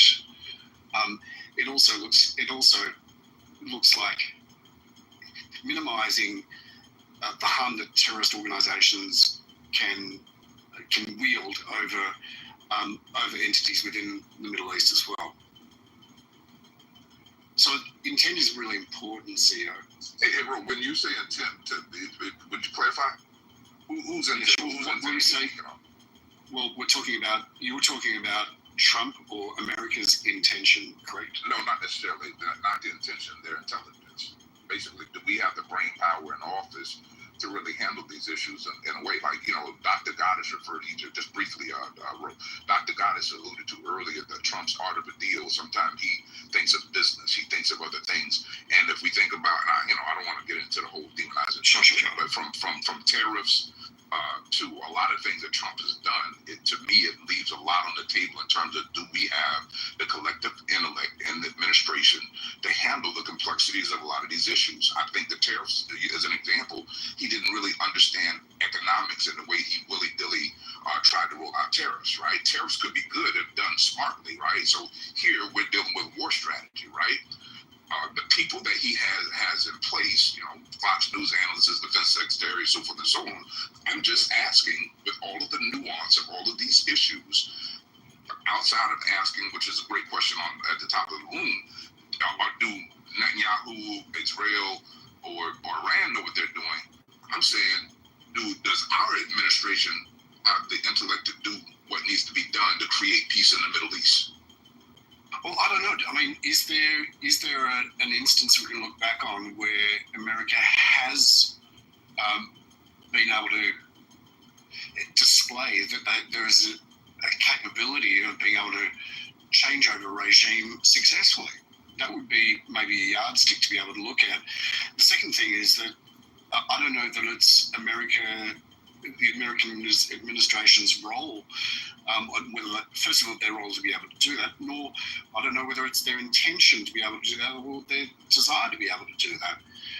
It would sort of stand to reason that whether it's Israel, whether it's America, whether it's a combination of the two or even more entities who want to be able to see regime change to be able to bring in peace, maybe there could be a collective effort to be able to work with the Iranian people such that there is democratically elected leadership. That, to me, would actually make a lot more sense to be able to make happen. Let me jump in real quick, CEO, because I want to welcome some new people to the stage, and then we can circle back. Good morning, Amanda. Good morning, Uncle Steve. I didn't get a chance to say good morning to you. Good morning, Amanda. Hey, good morning, Jay. I just want to say one thing. My apologies. Good morning, Dr. Amanda. You've earned the doctor. You're not a fake clubhouse doctor. You're a real doctor. Jay, I should stop responding. I'm sorry. After all the time and money, right? But I just want to say one quick thing, and then I'll yield for a second. So, what Sia was saying, my opinion, and so I was somebody, I'd say until the past, I don't know, 5 years or so, do I want to say? I didn't have much insights into the government or really know much of what was going on. But then through my research and being a part of some organizations, doing some work with Department of State and CENTCOM, which, as you know, is kind of in the middle of this. I also got to see, which was interesting, a couple weeks ago in St. Louis, Tulsi Gabbard speak. And I wasn't a fan at all. But when I heard her speak, it kind of changed my perspective a little bit on what she was saying, because it's one thing to see what the media wants us to see, how they splice things up, how news articles are. It's another to actually go to somewhere where there's intelligence professionals speaking and you actually have insights into what these people are looking at, what they're doing, that you have a whole different kind of perspective. That's why sometimes when I see people say, we should fear this country, we should fear that country, and now working with these people, knowing what we do know, I'm like, well, not so much, or this or that, but I try not to insert myself. I kind of keep it to myself. But one thing I will say is, to your point, Cio, I don't think it's a matter at all, like I said, doing some work with CENTCOM, it's not a matter of all about our intelligence and what we want to do and what we know we should do or shouldn't do. The issue here is we have figureheads, to your point, in place that are able to pull the trigger. Okay, so whether we want to do it or whether the intelligence says we should do it now or shouldn't do it now is up for debate. But the facts are, it comes to the point where it doesn't always matter right now, which is scary. It's kind of like, well, yeah, you told me this, but I'm going to do this kind of thing. So that's, I think, what scares me. So to your point, it's twofold. Do we know what we're doing and everything? Absolutely. We know everything we're doing. The problem is who's making the decisions might veer off in their own sort of being in their own bubble and kind of doing what they want to do. That's the scary thing. And that's why, not to get too political here, that's what kept me from Trump in the end, was his circle that's directly around him more than even him himself. Because those people pulling triggers, I don't think, to your point, they do have the brain power, the capacity. Thank you, Dr. Fetch. Rowan, I'm going to give you the second. I just want to say, gentlemen in the room, ladies in the room, she's not just a pretty face, she's actually quite brilliant. Okay. Hi, man. It's Rowan here. Nice to see you again. I'm curious, the question that CEO was posing is, does America have the wherewithals, the experience to be able to implement a regime change? I'm curious, why do you feel that America is... Right. Just please clarity. Just in terms of... Yeah, please. I mean, clarify if I've misunderstood. So my question wasn't predicated on regime change, right? I was saying that Americans are typically, us laymen, don't have the sophistication to understand the complexities of all these geopolitical issues, right? From, the tribal aspects that happen within and sects within Iran. That are, Iran is a theocracy, it's not a democracy, right? What happened in the history with Ayatollah before. Israel's right to exist. I'm saying there's a lot of diversity in our thoughts and how we look at these issues. So what I'm saying is, on a higher level, the American government, right? We have, Trump is hiring people like the doctor just referred to represent, from Marco Rubio to the defense secretary, to who's every person that he's hired so far. Challenges with the level of intellect compared to previous regimes. Not saying who pulled the trigger, who did what. Not talking about dropping a bomb. Not trying to be funny. That didn't take a whole lot of brilliance. The American government and the military is capable of that. I'm saying to be a partner, not to instigate regime change, but to be a partner and broker peace, just like we're supposed to do it with Ukraine, right? I'm saying Trump's part of the deal concept. Do we have enough strategists in office to be a good partner to the Middle East? Because we would hope the goal isn't just to drop a bomb and walk away. In a diplomatic way, how can we, between the United States, between the nations, between G7, how can we smartly use our influence? Well, did he drop out? Yes. Regime change. CEO, just to back up maybe 10 seconds if you could. You dropped out for a short while. No, I just said, do we have the smart to be a good partner diplomatically beyond just dropping bombs and not bombs, beyond regime change but not regime change. I agree with you, Ron. We shouldn't be responsible for regime change in Iran or Israel, right? Okay, I understand your question. This diplomatic. I understand your question a little bit more clearly. Okay, thanks for clarifying. I think, look, any individuals or entities, or for that matter, cultures, will only, in my opinion, get to be able to know each other over a period of time. And the culture between the West and also the Middle East is very, very different. The mindset is very, very different. The history is also very different, although there are similarities and overlaps, obviously.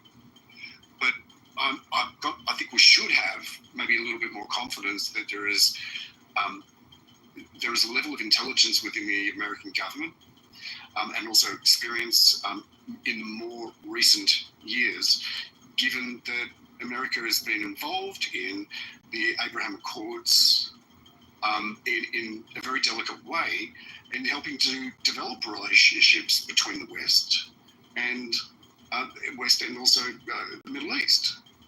Since Israel is also now in closer ties with a series of countries in the region, there is a better connection, a better understanding, and an understanding of the cultures and so forth. So I think perhaps there is a better chance of that occurring. Whether it's as strong as it could be, I don't think it could be at this point. But I guess given time, who knows? Thank you, everybody. Let's go to George. George, how you doing? Good morning. George Perseus. Hey guys. Good morning. What's up? Do you want to chime in on the conversation? Yeah. The thing that's been on my mind is, the very question, like, do we have what it takes? I think there's so many brilliant minds at play. Give me an example of 2 brilliant minds at play. Oh, I mean, like intelligence networks and State Departments and spies and all that. So I think regime change would solidify peace in the Middle East more than anything. And hopefully it happens sooner rather than later. I think those very people would like a regime change. I think it's like the late communist Soviet government that's like shit. I wish, excuse my language, I wish they could take us out so we could have a free democratic society, but that's just the nature of orthodoxy, is you can't speak against it. So the whole people could be believing one thing, but they have to pretend like they believe something else. That's a problem with orthodoxy itself. We see that with our cultures of political correctness on the left, and now on the right, the right is kind of like, the characteristics that the left had, where kind of... We got some woke right people for sure. Yeah, so it's the orthodoxy itself. Thank you, George. Thank you for the share. Let me say good morning to Sergio. Good morning, Sergio. Hi guys. Hi. Yeah, nice to hear you. Nice to meet you. Thank you. I'm fine. Yeah. Do you want to chime in on the conversation? Yeah. I want to say something. I think that the peace in the Middle East can be only if this evil regime in Iran will be changed. Yeah, and I think that now it's not the finish, and because nuke program is very important thing. It was but isolationists that stopped Trump from this achievement, and to not give to the Iranian people the chance to be in a freedom and a peaceful country that there was. So Sergio, let me ask you a question. I agree there needs to be regime change. I've been saying it for years, right? This regime over there, IRGC, is the biggest shit stirrer in the region. But my question for you is, whose responsibility is it for a regime change? Is it America's responsibility? Is it Israel? Let me finish. Or is it the Iranian people rising up and taking back their country? Who's responsible? I agree with you, and that's a reasonable question. Firstly, of course, it's a responsibility of Iranian people, but I think that the biggest symbol of this regime is Ayatollah. And if somebody knows where he is, he must be eliminated, like number one terrorist in the world. And after this symbol will be destroyed, I think that no one RGC can resist with the people, because people will do something. And also, I want to mention one thing, that we don't know what's happened now, because it's blackout. There is no internet still. Yeah, RGC is catching people on the streets and torture them in these institutions like Basij. And 20 minutes ago, we heard the strike on Basij building. We'll see what's happened next, but I think that if there is one people in the world who deserve to be in freedom, it's Iranian people. I hope that they will be, free. Thank you, Sergio. So, just reading some articles after what Trump said this morning, where his exact quote was, Israel and Iran don't know what the fuck they're doing. It's interesting the feedback people are giving, and a lot of it is, I've never heard a president talk like that to the media. Like, he really lost his shit this morning. I haven't seen the video yet. Rohan says it's amazing. Some other people say it's pretty amazing. So if somebody can find that video and put it in the chat of him losing his shit this morning, that'd be pretty cool. Let me go to Arash Critic. Arash Critic, are you there? Yes, Good morning. I couldn't agree more with Sergio. Good morning. Sorry for not saying hello to everyone. No, it's fine. Hi, everyone. Yeah. It seems that Sergio understands the Iranians and the Iran situation better than anyone else at the moment, in my opinion. So I wanted to tell you said you're Iranian, sir? Yes, I am Iranian. Let me ask you a question. What's it going to take for the Iranian people to uprise and take back their country? As Sergio said, as long as the IRGC and their symbol Ayatollah have their power, Iranians with bare hands literally cannot do anything. That's the problem. So basically, you're relying on American Israel to help empower you people. Exactly, because for more than 45 years, people tried to take down the regime with bare hands, with their protests, but it didn't work. So we need another strategy. See, this is one of the things that confused me. Let me see if Max will come up. And I'm just playing devil's advocate, Rash. There's 90 million people. You have the numbers. I understand you don't have the weapons. But 90 million people against, I'm going to assume, less than a million people in the IRGC and the powers that be over there. The numbers just add up in your favor. And I think if there was an uprising now while the country's under attack, it could be successful. What do you think? It's a good point, but in my opinion, over 10 million people are real government supporters, and more than half of Iranian people are religious. So they think if they protest against the regime, they're protesting against the God, and that really makes the situation more complicated. Thank you, Rash. We're going to go popcorn style. CEO, you want to jump in? Yeah, I was going to say, JB make a good point in terms of the difference in the number of people, but just like every other authoritarian or authoritarian regime or theocracy, from South African apartheid on, the numbers aren't the issue. The minority can control when they control the police force, the government, the military forces, and all aspects of government. Right? I just wanted to note that just briefly, and then also say. Back to the point I was making for what it was worth, we're not going too far from where we are. For America, and however they influence regime change or support regime change or what have you in the area, I'm just concerned about this. And I just wish people would just speak about this honestly, man. It just bugs the crap out of me. I didn't like the way that Donald Trump brought the South African president to the Oval Office and spoke to him. He didn't do any good stuff there.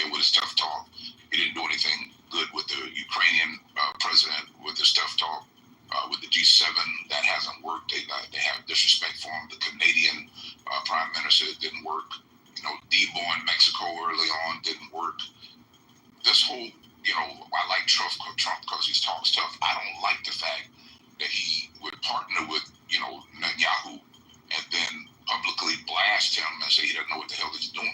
I just have not seen this bear good fruit and would love somebody else's opinion. I know we're pro-American and America first. The theory is similar, as we're discussing these other regimes, you have to agree with the person that's in power at that time. But I just really wish that we would hold Trump accountable to some, regardless of what political party you are. To say that this is complicated. Yeah, I'll land here, JB. But I'm just saying this is just hard to watch this guy deal with these tough issues in this brute cowboyish way that doesn't freaking work. Well, let me say this. First off, we'll see. We haven't got there yet, but I'm sure it's going to come up. But CEO, he's boorish, right? He don't hide it that he's very a very rude man. But we don't know the agreement. And listen, I'm not trying. You haven't been around me long enough to know that I bash down Trump on a daily basis, right? But we don't know what kind of agreement that he had with Netanyahu or the Ayatollah, right? That he's so pissed off. They made a deal, and then they both, Netanyahu may have gone back on the deal. I don't know. I agree how he handles some foreign diplomats, whether it's the Canadian Prime Minister or any of these other diplomats. I thought what he did to Zelensky was embarrassing. I agree with that. But before we continue, let me say good morning to Masha real fast. Good morning, Masha. Good morning. By the way, I'm Masa. Masa, my bad. I'm from Brooklyn. I'm an idiot. Okay.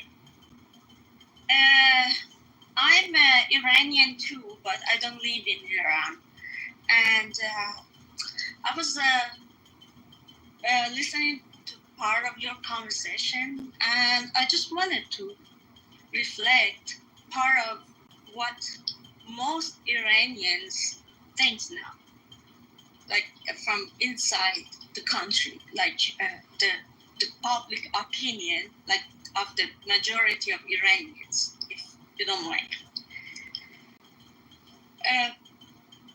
I think that the situation, that the political situation in Iran is really despairing now, and most of the Iranians, they have a kind of a conflicting feeling about what's going on. And now I see in social media before, because I just woke up half an hour ago, so I don't know if internet is on or off now in Iran, but I was following until late night, like 2 o'clock or something, and people were kind of very disappointed because right now there is a kind of as I said, people were very sad because their country was attacked and war is not good. But on the other hand, they are under the suppression of a tyrant regime for many years. And they would say that as a kind of opportunity. Maybe it ends up in something. And now seems like everything is finished. So the country is kind of, I know that most of the army stuff and IRGC places were attacked, and nuclear sites that, honestly, me, myself, if it doesn't have radiation problem, I don't care, because it didn't have any benefit to the public, nothing. But right now, people, things war, like me, myself, my brother was there, he left Tehran a few days ago, and people who lived in Tehran during these days, especially past 2 nights, it was really, really horrifying. And you cannot say that there were not casualties. Like, the casualties were limited, but there were a lot of casualties, like civilian casualties. And now they feel that, okay, everything is finished. We paid for a war, and now we have to deal with this regime again, who is now kind of there, like people are left with this regime, who is now weak from outside, but then will revenge from the people. So I myself, I'm worried what is the next reaction of the regime for the people inside, because that's up to the people, Masha. That's up to you. That's up to the Iranian people. Okay, let me finish, please. I let you speak freely. Let me just say this. If the people need regime, it's only going to come from the inside. Israel's not coming in there for a regime change. They may help from the sky. America's definitely not coming in for regime change. The Iranian people have to seek a regime change on their own. And that's really the truth. Yes, but this is not the first time that people tried for regime change. There were a lot of, I don't know how much you are aware of what's going on inside Iran. There were like movements, there were reform movements, there were protests, and 2-3 years ago there was a big protest and for human rights, and actually there was a hope for regime change. But all of them are brutally suppressed. So the government, the regime is very strong.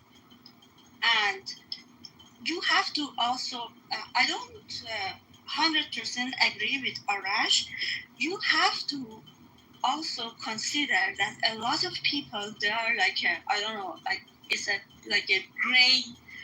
they have gray position. Yes, they are not happy. Ma'am, I need you to land your plane, please.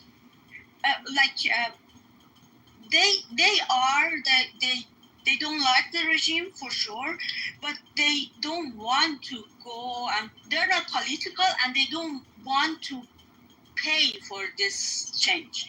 And I give the right to them, because why should them sacrifice their life? Hold on. Why should they sacrifice their life for freedom? Let them sit around and let the regime just beat their people, rape their people, put them in prison. Why should they stand up? Why should another country come in and do a regime change? Why? Rohan, you try to jump in, go ahead.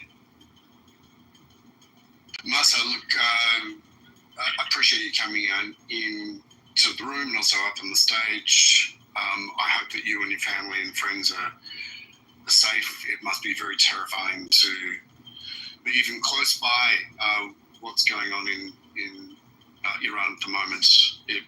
I can imagine, and also understand from other people that I've spoken to, that it's a terrifying time, but also an exciting time. One that offers opportunity and hope as well. There's and we hope for the sake of the Iranian people that they do rise up, they do take the opportunity, if they see it fit to be able to do so, to deal with the government if they don't want the government to be in power. I've learned from talking to and also reading about the type of oppression the Iranian people have been experiencing for many years. I understand there's approximately 80 to 90% of the population, which is about 90 million people in Iran at the moment, would actually prefer to be able to have a regime change, and we've been discussing the complexities that are involved in the regime change.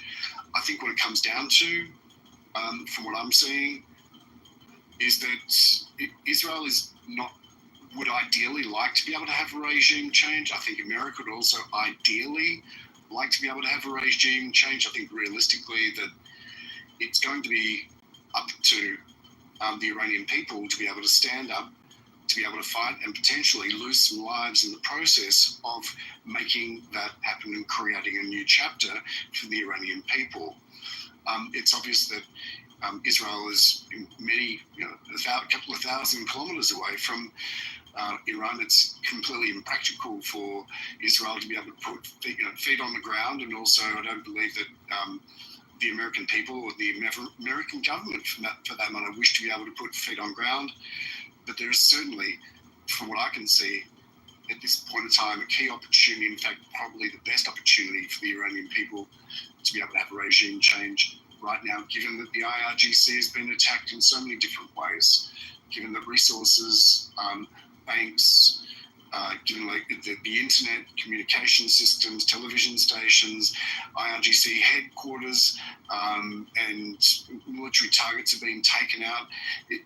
Iran is probably at its weakest point, or the IRGC, sorry, is at its weakest point in history. But I think it's going to be up to the Iranian people to decide, whether now is the right time to be able to rise up and take advantage of it. Thanks for listening. Well, and I hope you. Let me say, Marshall, I got you, Marshall. Let me just say this. This is my opinion. I don't have any documents to back up what I'm saying. I think the time for regime change has passed. And unless these people rise up, there's nobody coming on a white horse to save them. And that's sad, because I'd love to see the Iranian people be free. Look at Marshall. Yeah, I was just going to say a couple of things. One, most people, when rebelling against a strong central government, usually need some funding. And whether it's the kind of funding we give Ukraine or whether it's the kind of funding France gave to us, folks need that kind of covert funding to make some of that stuff happen. Having said that, I would hope our Iranian friends would not expect the United States to put military troops in Iran. It is something the American public would be deeply opposed to, and would be incredibly expensive. I've been thinking about Louis XVI as of late, the one who lost his head to the guillotine. He had 5 successive finance ministers, our version of Treasury secretaries, basically, tell him that he was broke. Not kind of broke, not just like a little broke, but like he was broker, no get out, and he just kept spending. And the United States is at a place where our first largest expense is still mandatory spending, which is Medicare, disability insurance, Social Security, but close on our heels, close on number 2, and with the way Donald Trump spends our debt, the interest on our debt that we pay will end up taking the number 1 spot. We are in a financial place where we do have to be very careful. A couple of $1 billion in a $6.7 trillion U.S. budget is not a ton of money to ask for when thinking about $6.7 trillion. Marshall, this is not a financial room, Marshall, but go ahead. No, I realize it's not financial much.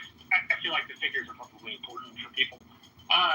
What I was going to say was there is a real consideration to be made for the American public and their vital national security interests, not just to help our ally, but to make sure we don't get so entangled that we wind up like Louis XVI, ignoring finance ministers who told him he was broke. Aside from the French Revolution, which everybody thinks of at the end of Louis's reign, it ushered in the rise of Napoleon. Well, I am fascinated by this sort of figure, and we'll talk about Thank you. But the point being, the monarchical systems broke because they were broke. And so the American public and the American national security establishment have to keep that in mind as we help our Iranian friends. Listen, Marshall, let me say this, and then I'm going to go to some new speakers. Of the Iranian, that's just my belief as an American, and as a Zionist. Of these people, these Iranian people, these strong historical people, started to rise up, rest assured America, regardless of the price, is going to jump in and help them. Same thing I believe with Israel. Because both our countries want regime change. And I believe once these people find the will to do it, money's not going to. What's the price of freedom, Marshall? What's the price to release an oppressive regime that kills their own people? It's bizarre to me. Everything has to come down to money. It makes no sense to me.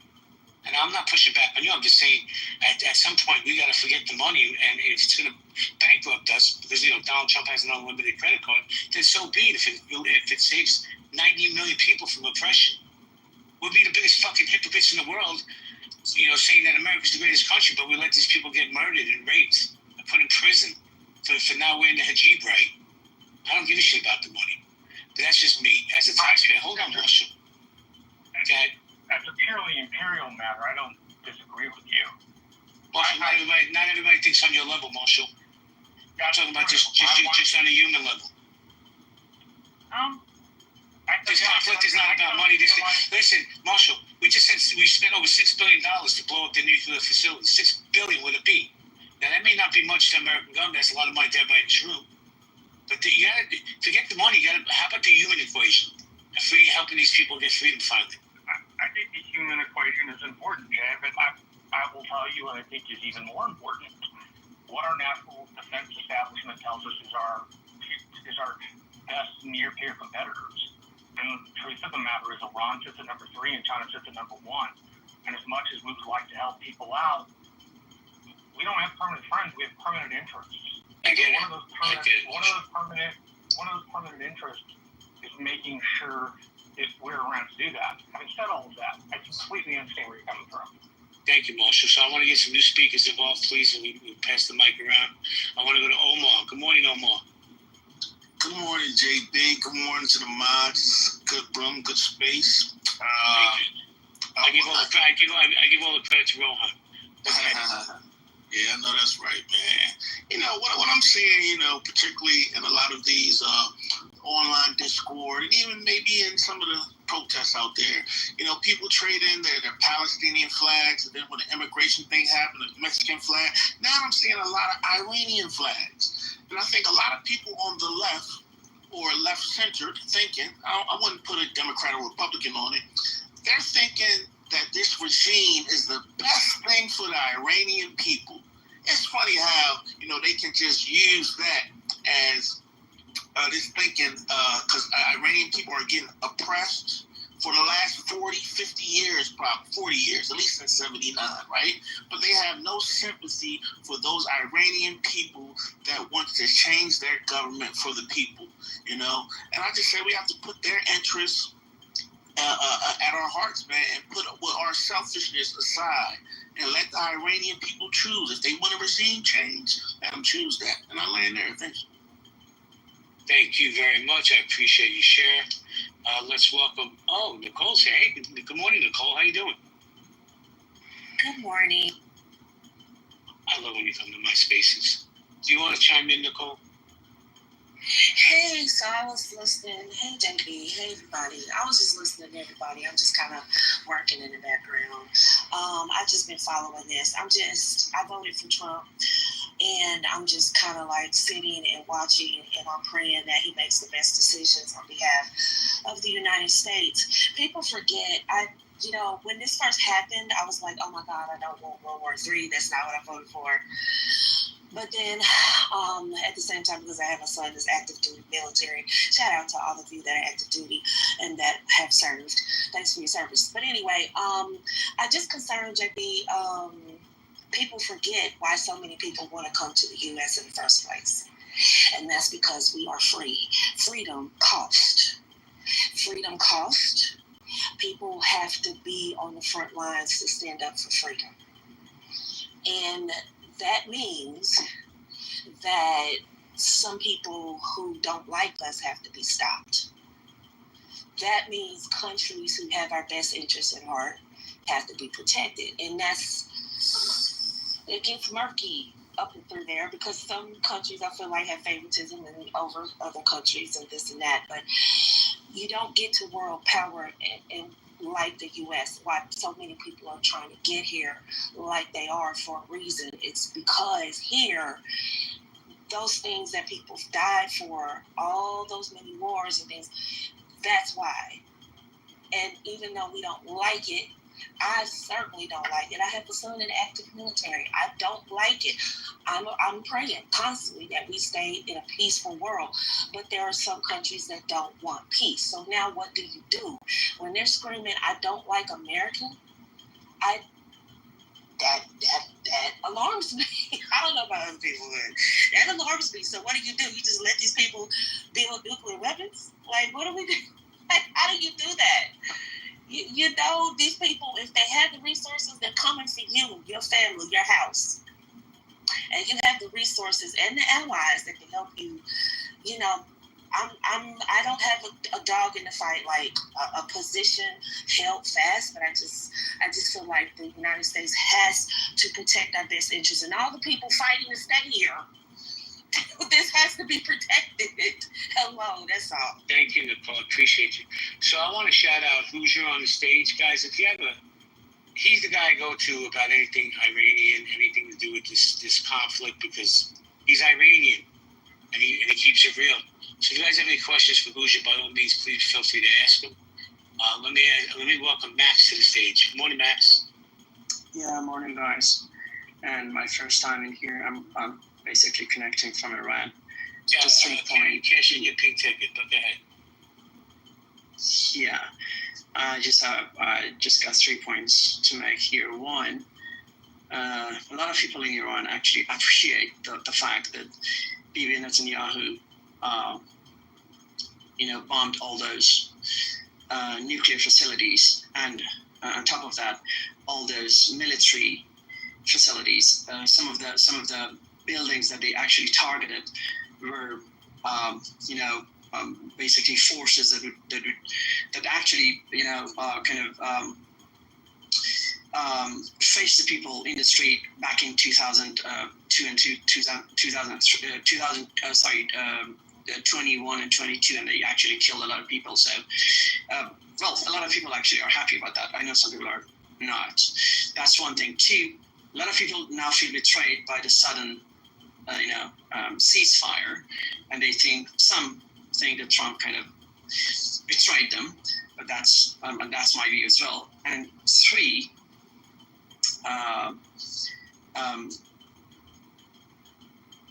my last point is that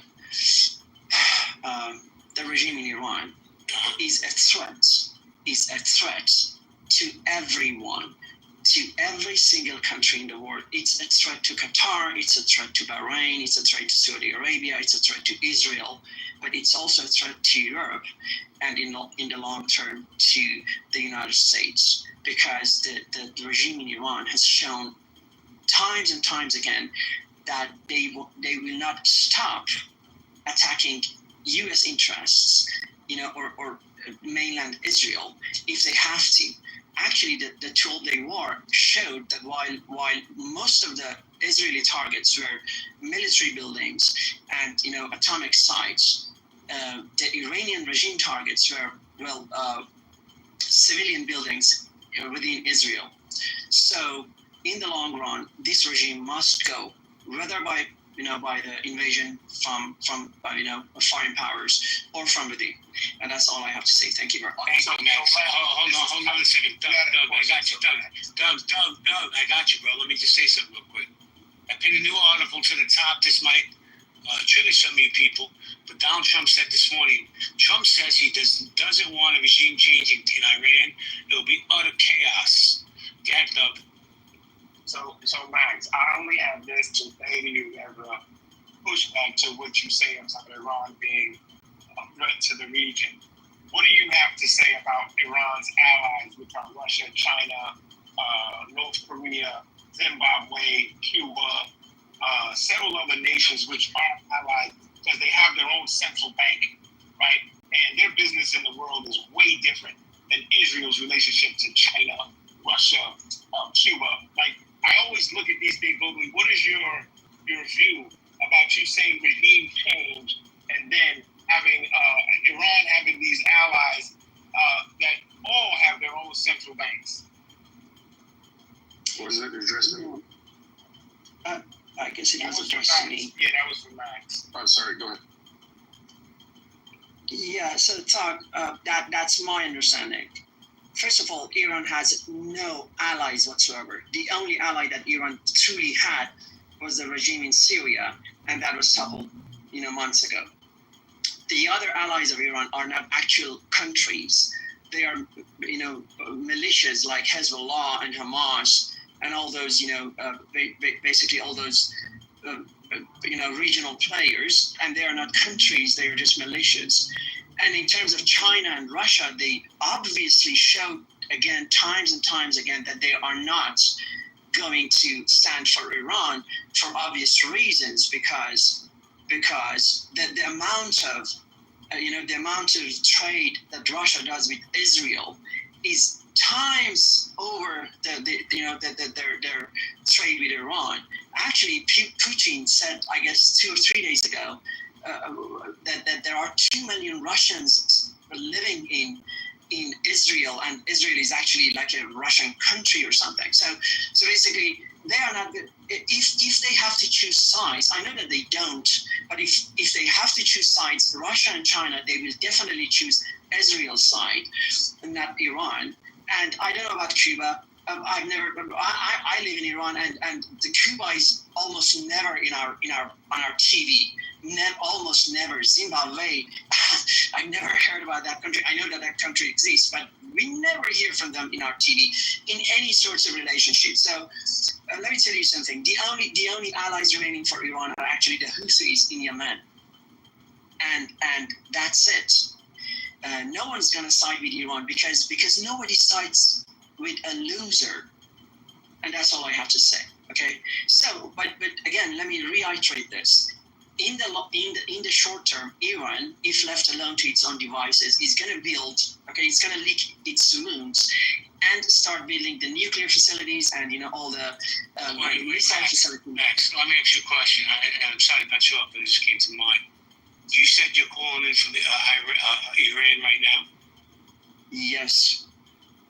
So what is the prevailing, since you're there, and I know you don't speak for all Iranians, what's the prevailing feeling there as far as an uprising? Is that even a possibility in your? So again, so this is a very good question to ask. It's too soon to tell, okay? Because look, the people in Iran have started many uprisings time and time again, okay? We had an uprising in 2017, which was heavily crushed by the government.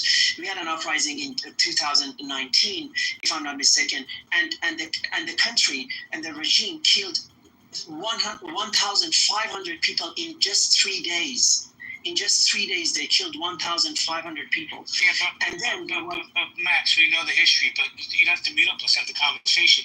But what I'm saying is, and it's just my opinion, I'm not a geopolitical expert, but I don't think there's been a better time for an uprising than now with Israel and America's bombing and all this other stuff. Because I believe if they uprise, our countries will support the uprising. What do you think? Exactly, JB. So that's what I was coming to. I totally agree with you. Okay, there is this feeling that this time people may actually prevail, but it's too soon to tell because people are also afraid. Okay, the government is very angry now, and they have started threatening people on their national TV. Okay, so any kind of uprising, they have actually started killing people already. They're hanging people by the minute as you speak because they hang a lot of people basically on the pretense that they were Israeli spies, and everyone. Well, we can't say for sure anyway, but everyone agrees, or the general consensus in Iran is that they were not Israeli spies, and the government hanged them just to make an example of them. But it's too soon to tell. In a week, we will see if the people are ever want to do that. I'm one of those people, and as I said, I'm also afraid because going to the streets and starting an uprising, especially now, means being killed or being imprisoned for long term. Thank you, Max. Hold on a second. Ask Max a question. Yeah. Everybody can go in a second. Just give me a second. Josh, let me tell you something, bro. I let you spew your bullshit. I don't really give a fuck because you're irrelevant to me. But this dude's actually there right now. He's giving us his lived experience. When you say he's full of shit, actually, I think you're full of shit, Josh. That's all I really wanted to say to you. CO and then Vels. Go ahead, CO. Hey, Max. I'm just curious, and I do very well appreciate your perspective.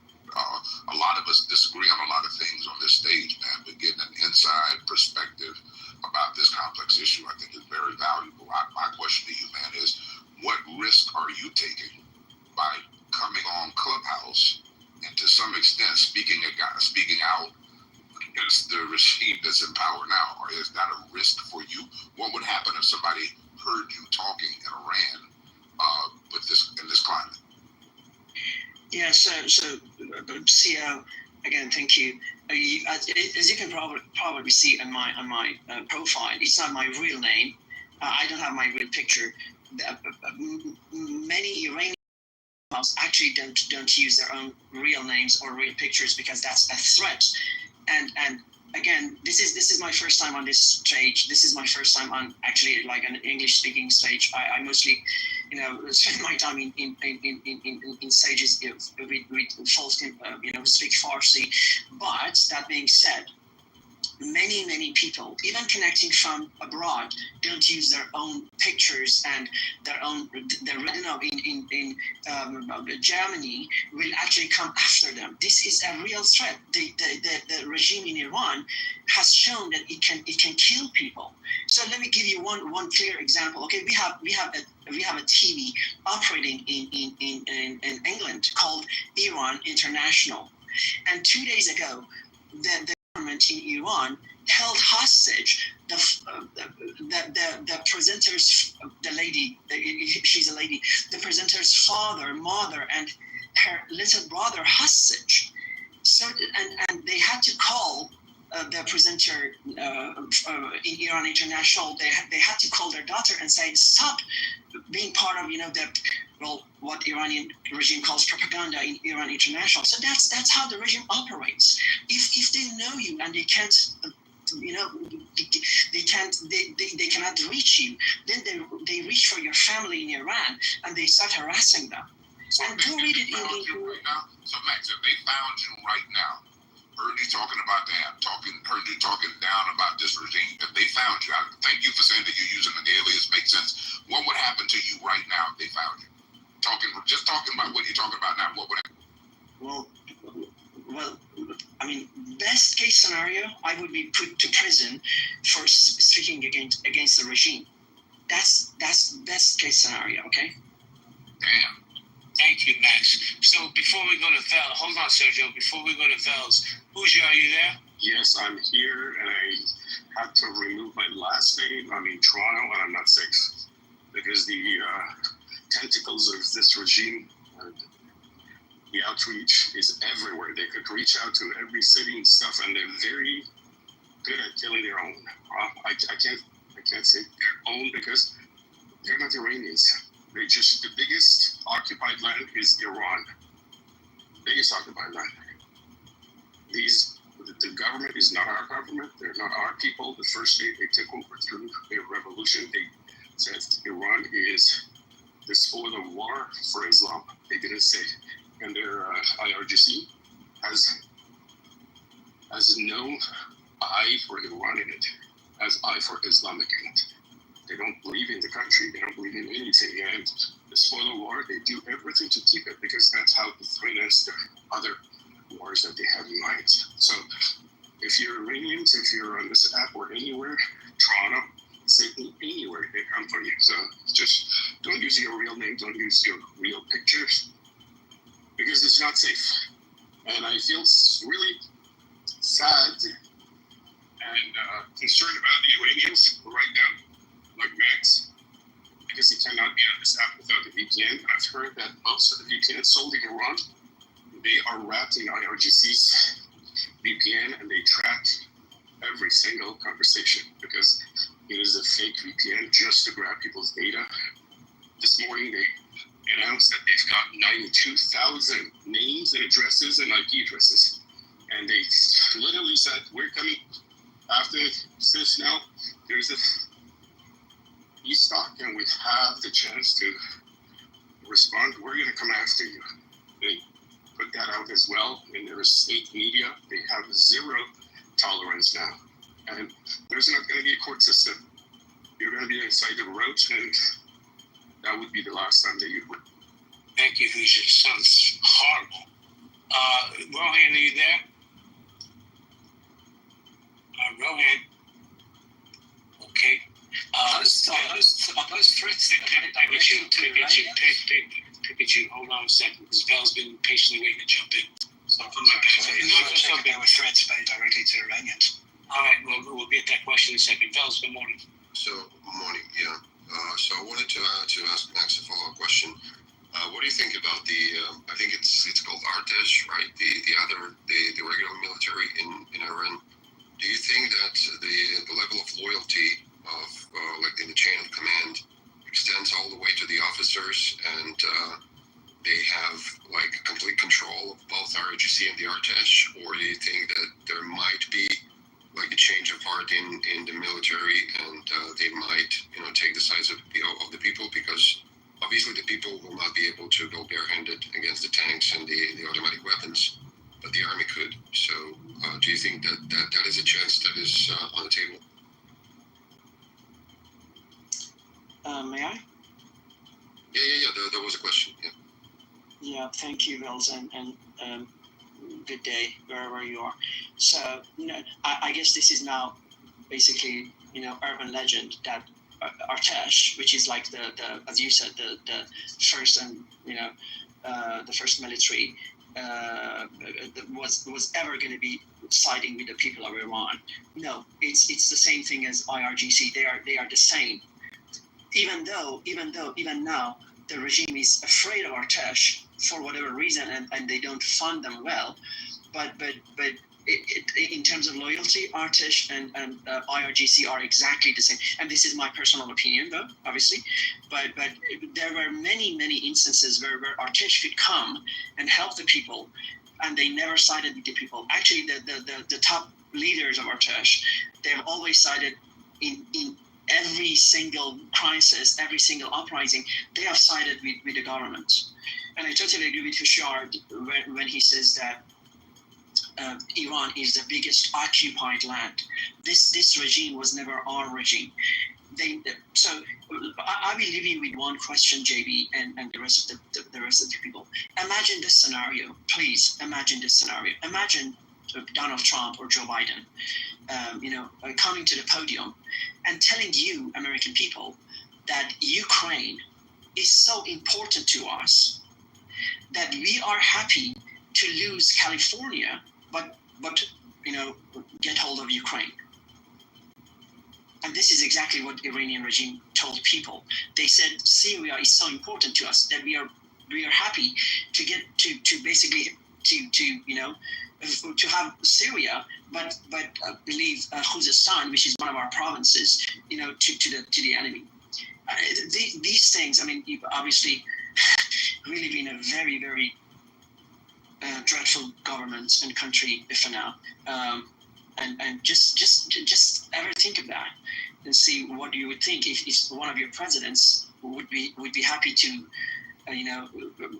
basically let go one of the states just to get hold of Ukraine, for example, or Sweden, or Germany. Max, respectfully, I wouldn't give a shit if President Trump gave to Jersey, because I care less about Jersey. But that's just a personal thing. But let me go to Pikachu. Yo, thank you, JB. The gentleman before, the one that just spoke, I think it was Hoosh. Was it Hoosh who was talking about? Yes, Hoosh, yeah. Yeah, Hoosh, thanks. What is it that they've done internally in Iran to threaten the populace, the public? I mean, people must be really worried about any form of regime change. What actions have they actually taken? I mean, is this Iranians directly in Iran, or is this worldwide? You mean the people that they're planning to uprise, or the people that are fermenting it? Which one? No, the people that they've threatened. You said they've got 92,000. Oh, yeah. Yeah, these are the people that they're very active on social media, and in Iran you cannot connect to any social media unless you buy VPNs. The Western VPNs or external VPNs don't work well because they know how to use the Chinese technology to deep packet inspect this and shut them down. And there are flavors of VPNs that they're readily give access to this app and many apps, and these are local VPNs branded as internationally made available VPNs, and these VPNs, they just log everything. So you show up, you think, okay, I'm safe, I'm using a VPN, but you're directly connected to IRC center, and from there, they take whatever they want and they patch you through. And I believe that they record everything, because if you don't come with your face, your picture, your photo, your real name, your voice is your signature. And they have the technology, thanks to China, to pinpoint the voice across all the routes and figure out who is what, and then find your social security that way, your IP address that way. And most Iranians, they're on mobile devices to their names, which means that 2,000 are exposed now. It's just a matter. Thank you. I need to jump in. Listen, I don't care if you're writing in Farsi or if you're writing in Ebonics. The chat is English only, because if I can't read it, I don't know if it's rhetoric to hurt somebody. So I want to specifically call out, where is this person? Isa Guatemala. Can you come to the stage, please? I have some smoke for you. Thank you, Isa. Let me say good morning to Sarah, the troublemaker. Guys, so I'm going to do a quick room reset. Healthy debate. Trump says Israel and Iran don't know what the fuck they're doing. There seems to be some division there, folks. How's that going to impact the outcome here? Is there going to be a regime change? Isa, please come up. Stephanie, good morning. BP, I see you. BP, I know the stage is not smart enough for you, so you're going to stay down there. Guys, if you have a pink ticket, please cash it in. We're having a great conversation. So, yeah, that's where we're at. Guys, we're going to go popcorn style unless Isa comes. Oh, Isa's here. Isa, how you doing? Hello. Yes. Hello. Hello. I have no scope for you. I just wanted you to come up and moderate. That's all. I heard my name. Yeah, I said I had smoke for you, but I was lying. I just wanted you to come up and moderate. I just wanted you to come up and moderate. Oh, thank you, JB. You're welcome. So, what do you think about what's going on? There was peace. Now there's no peace. What's going to happen there? You said you're. I think there will be peace, but I think also Israel needs to be allowed to finish what they started. I mean, like, they're the ones that are facing the most risk with just leaving this halfway, you know. So I think, I don't know, like, at some point this will have to end. But Isa, let me ask you a question. No, when you say something like that, I just need some clarity, because I thought the whole job was to eliminate the nuclear facilities. That's already been done. So when you say finished, what does the finished product look like? Well, that's what has been done on the U.S. side, right? I mean, I think that the whole nuclear stuff was part of the objective, but also, I mean, having the IRGC leading or allowing the IRGC to reassemble again, it's going to represent a huge risk for Israel and for the Middle East, because it's the IRGC that's driving all of this, right? I mean, like, the nuclear capabilities wouldn't have been there if it hadn't been because of the ambitions of the IRGC. And the IRGC at the same time is funding all of the other terrorist cells that are all the time, like, causing mess everywhere around the world. Not only for Israel, but everywhere, right? I mean, like, look at what happened in Argentina. It was Hezbollah doing it back in the 90s, I think it was, or the 80s, I don't remember.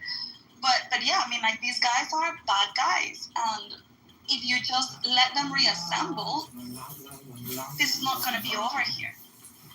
I don't think that they're just going to bend over just because. Thank you, Isa. So guys, I got to get going. We got a pretty big room here. Rohan, CEO, Hoosier, Paola, and Isa want to keep it open. Let me know now. Hoosier, you want to hang out and keep the conversation going? Can I say something? Can I finish talking and then you can say whatever you like? Thank you. Hoosier, you there? I'm here, sir. CEO, do you and Hoosier and Paola and Isa want to keep the conversation going? So, hey, JB, looks like you got a big room and some good conversation, man. I'll hang tight for a few minutes, but. All right. Well, listen, if I monitor you, that means I trust you. So, guys, have a good conversation. Be nice to each other. It's free to be nice. And I'll be back later if the room's still open. Have a good one. Okay, Sergio, was that you that had something to say?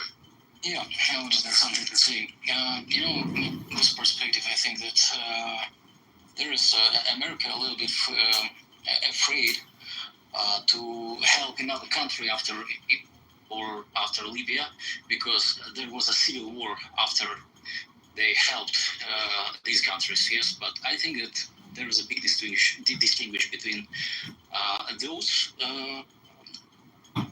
cases and the current case with Iranian people, because there is a homogenical society, and almost all people are Persian. The rest groups are Azerbaijanians, and they are also Shia. There is no contradictions. And less than 10% are Kurdish. Yeah, I don't think that there will be a civil war or like this. But if there will be a good case after this, after Ayatollah will be eliminated, there will be big hope for the democracy in this region, in this country, and a big hope for these people that they can hold the power, and make a peace on their land and make an agreement with Israel. And this will be a strategic win for all the democracies around the world, and no threats in different countries like the sleepy gangs in America, like today they say that we will do something, on the streets of America and so on and so on. Yeah, and there will be a strategic lose for the dictatorships. That's all I want to say. Say that word again. You said there will be a strategic what for the dictatorship? Strategic win, yeah, for democracies, and strategic lose for dictatorships. Yeah, if there will be a peace in Iran. If there will be a democracy tomorrow, if Pahlavi or somebody else will take the power instead of Ayatollah, and Ayatollah will be eliminated. Did anyone want to respond to this? I agree with him. The win side is going to be the biggest economic zone. Is going to be between Iran and Israel. Iran has the resources and on the mass. Israel has the technologies a little bit ahead. And once these two unite, I think economically it's going to be great for the region. And peace, of course. When you have something to lose, you're not going to engage in any wars. Iran right now has nothing to lose. That's why they picked it there. And Rohan, you're still there. Rohan, you're still there, correct? Rohan. It is pretty in a small way, yeah. How we doing? In a small way, yes. Okay, cool. No. I just want to make sure, just in case I tapped out, that I know you and Paola, hang tight and make it happen. But I did have a question, though. Someone mentioned earlier about Russia and China, and they mentioned that Iran technically doesn't have any partners, and I think that person alluded to Cuba and some of the other regional players, right? China did send, from what I understood, some support, and support over to Iran. And I hadn't heard anybody speak on that issue as of yet. Would somebody maybe basically the question would be, what is China really going to do? Look, I don't have enough knowledge, honestly, to be able to speak about the subject, to be frank. What I do know is that China, before this whole thing erupted, for some reason decided to be able to stockpile Iranian fuel. And I have it on, I feel, a pretty reliable source that their fuel supplies are actually the biggest that they have been. They've maximized on the storage of fuel, which was gained from Iran. So this is beforehand, so it's actually quite strange. Also have learned that it was either Russia or China had actually been helping Iran and supporting Iran, but not verbosely, not. Because they were so fucking inept at their job. We were on it was on the news. It was a big deal. So sorry. Thank you. It's crazy that your mom had to find a criminal and the cops couldn't do it, because it's so low IQ in some departments. He'll turn himself in. No, my mom found the guy who hit my dad. No. Oh, wow. My mom found the guy who hit my dad. Of course, living in a fucking trailer park, meth head, derelict. Yeah. If it's not too painful, how the hell did she do that investigative work? Google where the fucking guy lives. How'd you know it was that guy? Bro, because his name, he was driving a truck for a local company, okay? And people saw it, there were witnesses. They knew exactly who they were looking for. He was on the news, there was a supposed manhunt. My fucking mom found him. Frederick, you just said you weren't going to do that anymore, and you keep on laughing. It's just dark. I don't understand it.